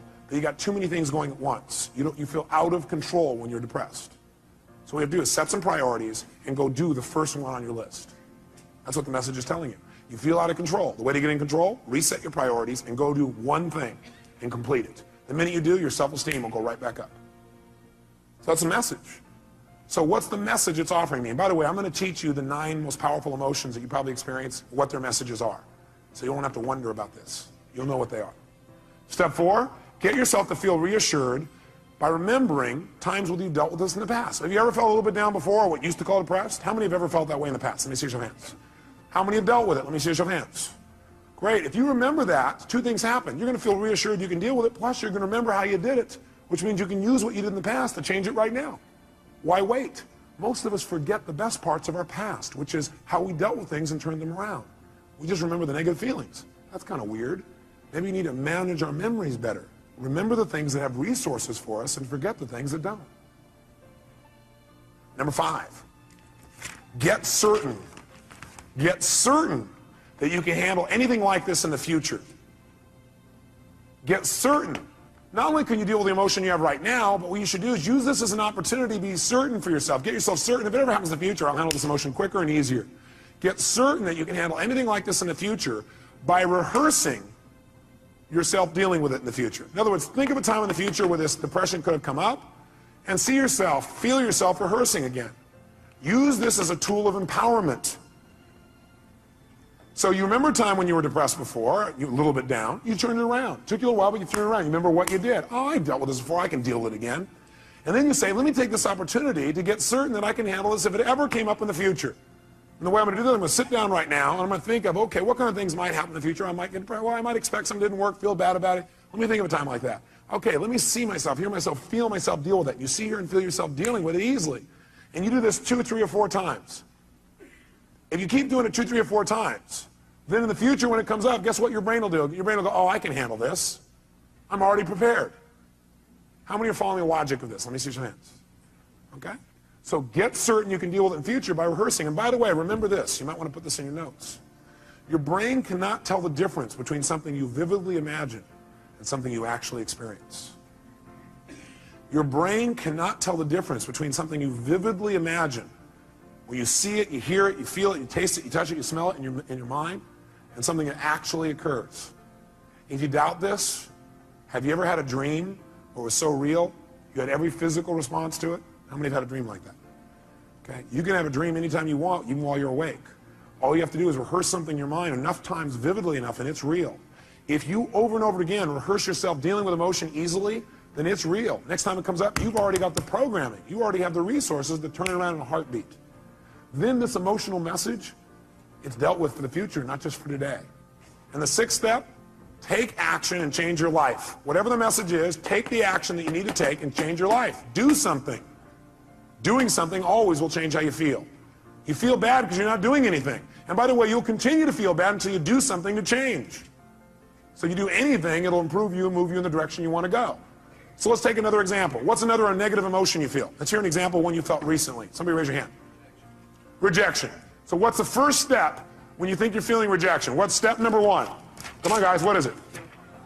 Identify it, specifically, identify what the emotion really is. Let's call it that. Identify what the emotion really is. Identify what the emotion really is. So you ask yourself, what am I really feeling? So a person said rejection. What were you really feeling? Shh, no, let him answer. That's your answer. His answer was disappointment. Is that different than rejection, yes or no? Yes or no?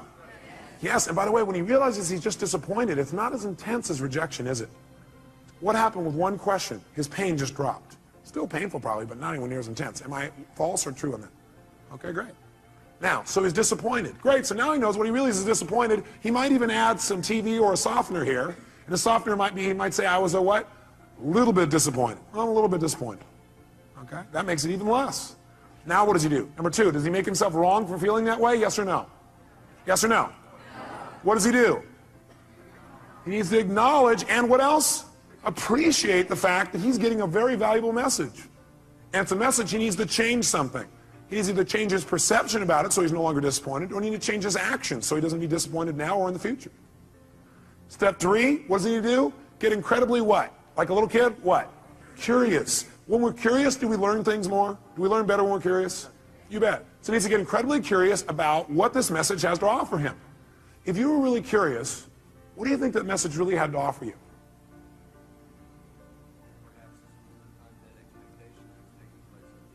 Perhaps this was just an unmet expectation that was taking place up here and it wasn't even reality. What's happening to his level of emotional intensity right now? How many see that it's dropping? Can you see that? Okay, it's dropping right now. You go, great. Can you remember a time, next step is get himself what? What? Great. And the way to do that is get him to what? Remember a time when he's dealt with it. Have you ever been disappointed before and dealt with it? Can you remember a specific time? Can you turn it around, made it good? Can you remember a specific one? Think for a moment of time when you turned around and you made it great. You actually took it and made it to your advantage. Remember a time like that? How'd that feel? So you know how to deal with this, don't you? Well, I got a question for you. What did you do back then that changed it? He redefined the terms he was going to use. He changed his perception or his rules. Great. How'd that feel when you resolved it? So great. So when he goes to reassure this, 2 things happen in the reassurance.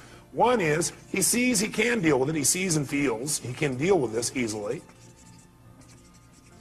And number 2, he sees how. And number 3, he remembers how good it feels to relieve himself from the feeling. So he remembers how good it feels to get rid of it. Which, by the way, makes him want to get rid of it right now. And what's the last 2 steps? Step number 5. What do we want to make sure? We want to make sure he doesn't just not feel bad about it anymore now, but we want to make sure his future's better. We want to get him what? Get what? Certain that he can handle this in the future. So he probably feels pretty certain right now, but you know what I'd like you to do? I'd like you to think some other area in your life where possibly in life you could have gotten disappointed in the future. Some kind of thing that might come up. Can you think of something that could come up and do that? Look, he already knows. Close your eyes for a minute. And just for a moment, what I want you to do is I want you to think of that thing starting to happen when you start to get disappointed, or feel rejected, actually, is what you did initially. Then you realize you're just disappointed, and then you just handle it. See yourself handling it in the future even better than you have in the past. And notice how good it feels the minute you handle it. Can you feel that? Think of another time, something else that could happen in the future, where it might have been a real major disappointment. But see yourself handling it real quickly, real easy, getting off and making it work, and notice how good you feel as soon as you handle it. Got it. Okay, do it one more time. Do 3. Do a 3rd one. Some other area of your life where you're really disappointed. See and feel yourself handling that real easily, real quickly. Got it. Good. How do you feel about your ability to deal with this in the future? More confident. Yeah. How many can hear it in his voice? Can you hear that? Hear the depth in his voice. And the last thing is, go take action and change it. He may have already done that if it was changing a perception, or he can go do it physically. How many follow the system? Okay, we're going to do one more. I need a volunteer up here so everybody can see this person, because if you would have saw his face just now, it changed. Somebody who's had an emotion that you really, recently had and it bugged you, or created some negative feeling for you. Somebody's got one of those. Oh, nobody in the whole room. I don't want to be out there. I know what he'll do. Boy, all these people here are pointing to this guy here. Is that your staff pointing at you, Dr. Bob? Dr. Bob, give him a hand. Yes, indeed.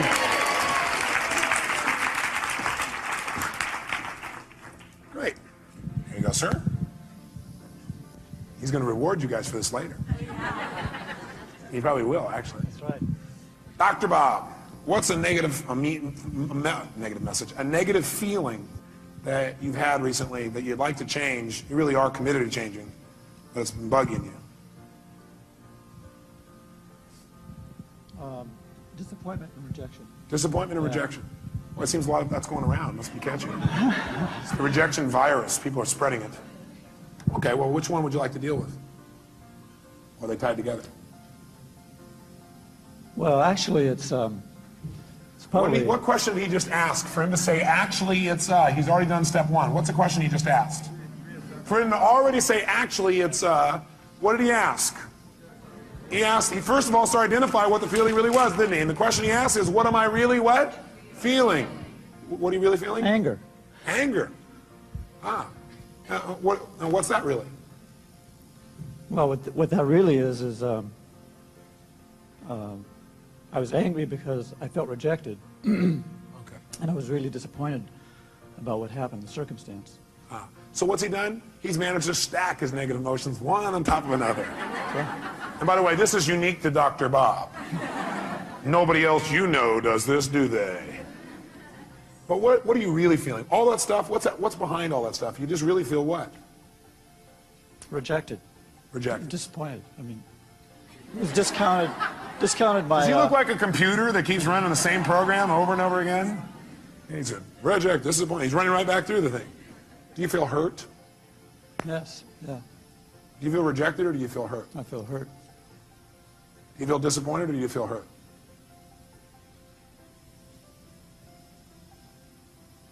Or do you feel a sense of loss?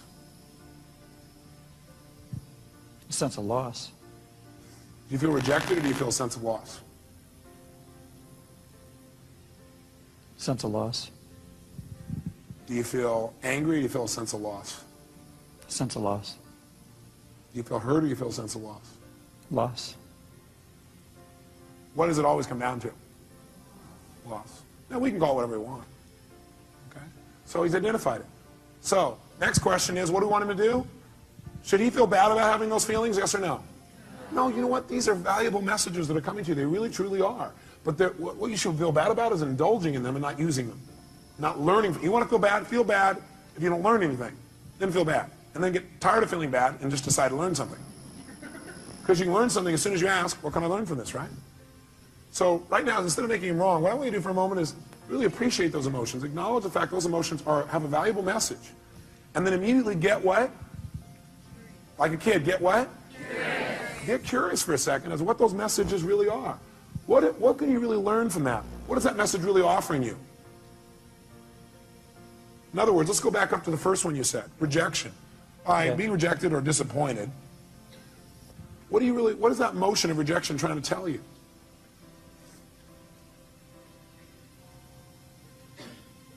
The relationship's important. Love's important. It's telling him that relationship's important, that love is really important to him. Is that a valuable message? Yeah.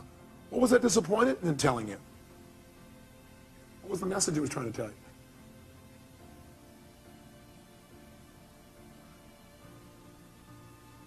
Now, a person may say, I don't know.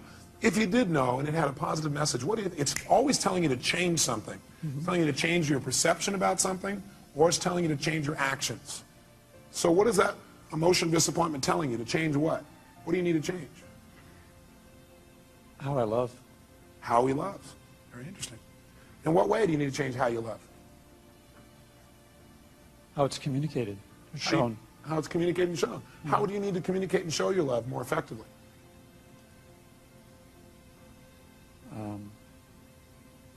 I'm curious. Is that better than feeling rejected, disappointed, and lost? Yes or no? Yes. Is this a powerful transformation in this man? Yes or no? Yes.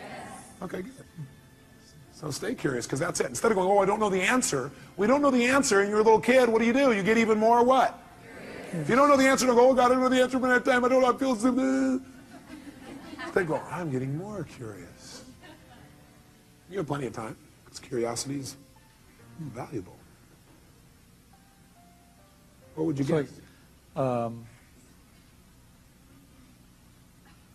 Need to be more, I'm confused. Good. Confused means you're about to make a change. Is that true? See, when you know what things mean, you'll just keep doing it the way you've always done it. He was not confused when he went, I'm disappointed, I'm rejected, I'm frustrated. In fact, he kept doing it over and over again because he was not confused. He knew exactly how to do that. Now he's confused. His little brain's going, this little computer program's not working the same way.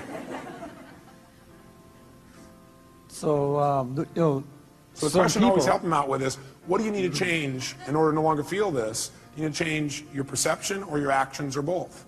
And what do you need to change about your perceptions? What do you need to change about your actions? You might want to write that down. Go ahead. So my action should be different. I mean, if what I did didn't work, I need to try something else. That's right. So I need to communicate that differently or behave differently. Okay. And how many hear what he just said? Did you understand what he said?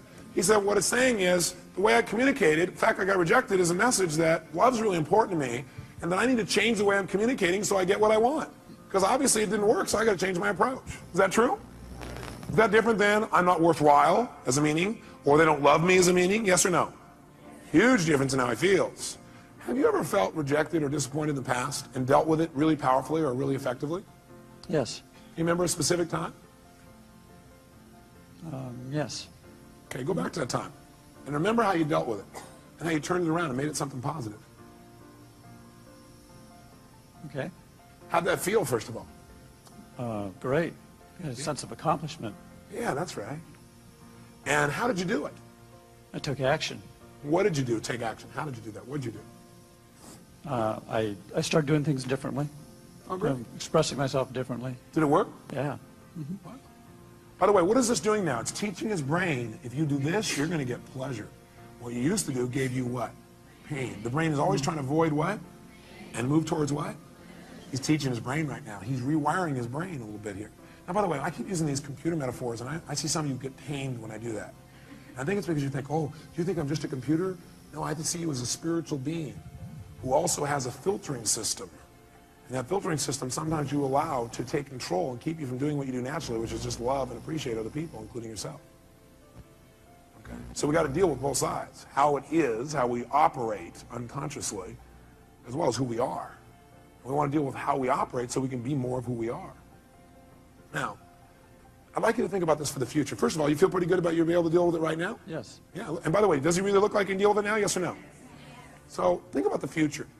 I'd like you to think of some place in the future where you could have felt rejected or disappointed, something that could come up that could cause you to feel rejected or disappointed. Okay. Okay? Close your eyes if you would, and see yourself using your skills and handling it 10 times better, quicker, more easily, turning it around right away. And feel how good it feels to turn that around. Okay. How does that feel? Feels good. Yeah. Can you do it? Yes. Easily or hard? I can do it. You can do it. Okay, great. So now I want you to do it. That's great. So now I want you to close your eyes. I want you to think of another time where it would come up. Only this time I want you to do it easily. I want you, there are resources inside of yourself you haven't thought of before, and I want you to do it and even enjoy it. Turn around and make it happen easier and quicker. Okay. Okay, look at it. If I ask him to do it, can he do that? Yes. Yes. I'm asking him a better question. It gives him better resources. Okay. Can you see yourself handling it quicker and easier in that one? Yes. How does that feel? Great. How many see the difference and hear it in his voice?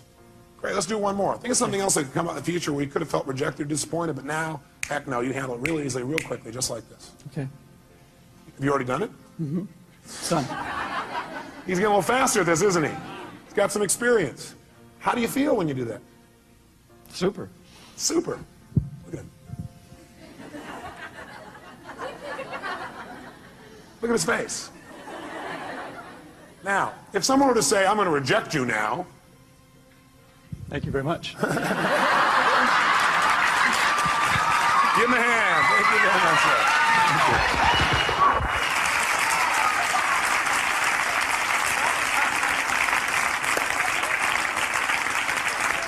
So, I want you to try this. Let me help you another step. Would it be useful instead of you saying, well, none of you are inside here trying to search around going, what does this emotion mean? I don't know what it means. Let me give you 9 emotions and what they usually mean. Okay, would that be helpful? Great. Sit up in your chair with some energy then. Put yourself in a peak state. And let's take a look at what 9 of these emotions, or 8 or 7, or whatever I put up here are. Number 1, fear. So if you're feeling fear, what does that mean usually? What's the message? The message always is that you need to change something. Is that true? Yes or no? So every negative emotion means I've got to what? I've got to what? Change something. Either my perception or what I'm doing. Fear means that you got to prepare for something. You're afraid because your brain's saying message is prepare. Change what you're doing and get more prepared. Prepare for something that's going to happen so you're better prepared for it physically. Now sometimes we just indulge in the emotion and we stay in the fear and we really are prepared. For example, let's say you're going to get up to speak in front of a group and you're prepared but you still have fear. It's because you got the message, you did the work, but you didn't shut the emotion off and say, you know, I am prepared. No reason to be afraid anymore. I'm ready. I'm ready. You never told your brain, it's okay, you don't have to give me the message anymore, I've done my work. Okay? So it's saying you need to prepare for something. Maybe it's a physical challenge. Maybe it's preparing for some loss that may be coming up. Something's about to come up and you need to be prepared for it. Okay? Just get prepared. But once you get prepared, get off it. Let your brain know, okay, I am prepared, move on. Focus on what you want now. What's hurt? Hurt usually is telling you an expectation you had has not been met. Just telling you, hey, you have this expectation, it's not met. So what should you do when you have an expectation that's not met? You should focus on what you do want now. Write down your notes. Focus on what you do want now. Don't keep focusing on why you're disappointed, or how somebody disappointed you, or how you feel so hurt by them. Okay? An expectation wasn't met and you need to change your approach. Focus on it. Or it means you need to change your communication. Hurt means you expected someone to treat you a certain way and they didn't treat you that way. So you need to change your communication. You need to come to them and say, you know, I need your help. You know, when you communicate that way, in the past, I've interpreted that to mean you didn't care. I know you care because I know how much you love me and I love you. But, you know, could you help me out this way? What does it really mean to you when you do that? And then listen. Say, you know, in the future, I'd really appreciate it if you do it this way instead. Would that work for you? Would you be willing to do that? Okay, great. Fantastic. It's a message that says you got to communicate your needs better if you're feeling hurt. Hurt means I need to communicate my needs better. Or hurt also means I need to meet someone else's needs. So you feel hurt because you need to meet their needs. That's why they didn't meet yours. Either you're not meeting their needs or you're not communicating how to have your needs be met. Or you have an expectation, you need to move on. This is not going to work out, so focus on what will. Third, anger. Anger is a message that says you have a major rule that's been violated. When you're angry, you have a rule that's been violated. We all have rules about how things must be and how they should be. And boy, some rules, if somebody violates some of our rules, man, we really get angry, don't we? By the way, you may also be angry because you violated your own rules. Is that true? Yeah, you're not doing what you believe you must do, and you get angry with yourself. Sometimes we get angry with ourselves, we spread that out towards somebody else, find somebody to lay blame on. 4, frustration. Frustration is a message that what you're doing isn't working, and that you need to what? Change. If you're frustrated, it means you still can succeed, but you got to change. You're frustrated, says, God, something's here and you know you could succeed, and you're frustrated because what you're doing isn't working. Change and you can still get what you want. Flex. Disappointment. Disappointment's a message, again, you expected something to happen, it's not going to. So immediately focus on what you want now. Focus on what you want now. It's a message that you have to get off it. You need to let go of something and move on and focus on what you want now. Guilt. Guilt is a powerful emotion if it's not abused and overused and indulged in. Any of these emotions are lousy if you indulge in them. Would you agree with me on that? Sit there and indulge in your fear and your hurt and your anger. Indulging means you keep focusing on the feeling instead of getting the message and moving on and learning. Guilt, though, can be valuable. It's telling you you have violated one of your own standards, and you need to do something immediately to be certain you won't do this again. You're having that pain of guilt because your brain is saying you just violated one of your most important standards of your life. You violated one of your own values. And you're going to keep getting this pain until you make yourself certain you're not going to do this again. You know what some people do? They just keep going back and feeling guilty about what they did in the past. The message is saying, get clear you broke your own rules and commit no matter what, you're not going to do it again. Make it clear, be certain you're not going to do it again, and your guilt will go away like that. Because that's the purpose of guilt, to make sure you don't violate your standards and make sure you do it well in the future. Could your standards be unreasonable? You bet. There's a woman in this room I heard about was feeling guilty because last night she came here and she wasn't with her kids on Halloween. Oh my God. Can you believe that? Let's all look at that person. I don't know where they are. Let's pretend we can see them and give them dirty looks. How dare you? Come on, everybody turn to the person in. How dare you? Now, you know something's funny? We all have rules. Are rules always fair, yes or no? No. Sometimes we have totally unreasonable rules. Like in order to be successful, we have to change the entire world tomorrow, have everybody happy all the time, have everybody love us at every moment, have our kids be thrilled, make $8 billion a year, right? It's going to be pretty hard to meet that rule. So sometimes the feedback you're getting about frustration or disappointment is, sometimes it's saying, you got totally unfair rules for yourself. Sometimes when you're angry, it may be saying, your rules are too stringent for other people. Maybe you need to remember about those people with quintuplets. Have a few less rules. You have a lot less anger. Does that make sense? 7, if you feel overwhelmed, helpless, or depressed. Overwhelmed, helpless, or depressed, that's a message. And the message that your brain is giving you is, you're over-chunked. What people usually say is, oh man, there's too much, I gotta change everything in my life. You can't change everything in your life at one time. Do it a step at a time. Where do you start? Where you are. Sit down and reprioritize. Overwhelmed or depressed says, sit down and prioritize. That is, just write a list of what's most important for you to do. What could you do right away to start feeling better? What could I do right away to start feeling better? What could I do to take control right away? It won't solve it all. What could you do? Make a list in order. And then go do the first one. Take action. This is saying, overwhelmed is saying, you got to stop trying to do everything at once. You need to make a list of what you need to do and do one thing well. As soon as you do that one thing well, you'll feel like you're in control of your life. You keep one commitment to yourself, and all of a sudden you feel good again. You start feeling like you're in control. You don't feel depressed anymore. How many buy this theory? I tell you, if you do it, it'll work. Feeling alone. All that is a message that you need to connect with people. You need to change the way you're doing it. Right now, you're perceiving you're alone. Change what your perception is. You need to change your action. Go out and meet somebody. Go out and talk to somebody. Go out and initiate. Go out and be more loving. Right? So if you're feeling alone, it means, hey, go out. It means you need to connect with another human being.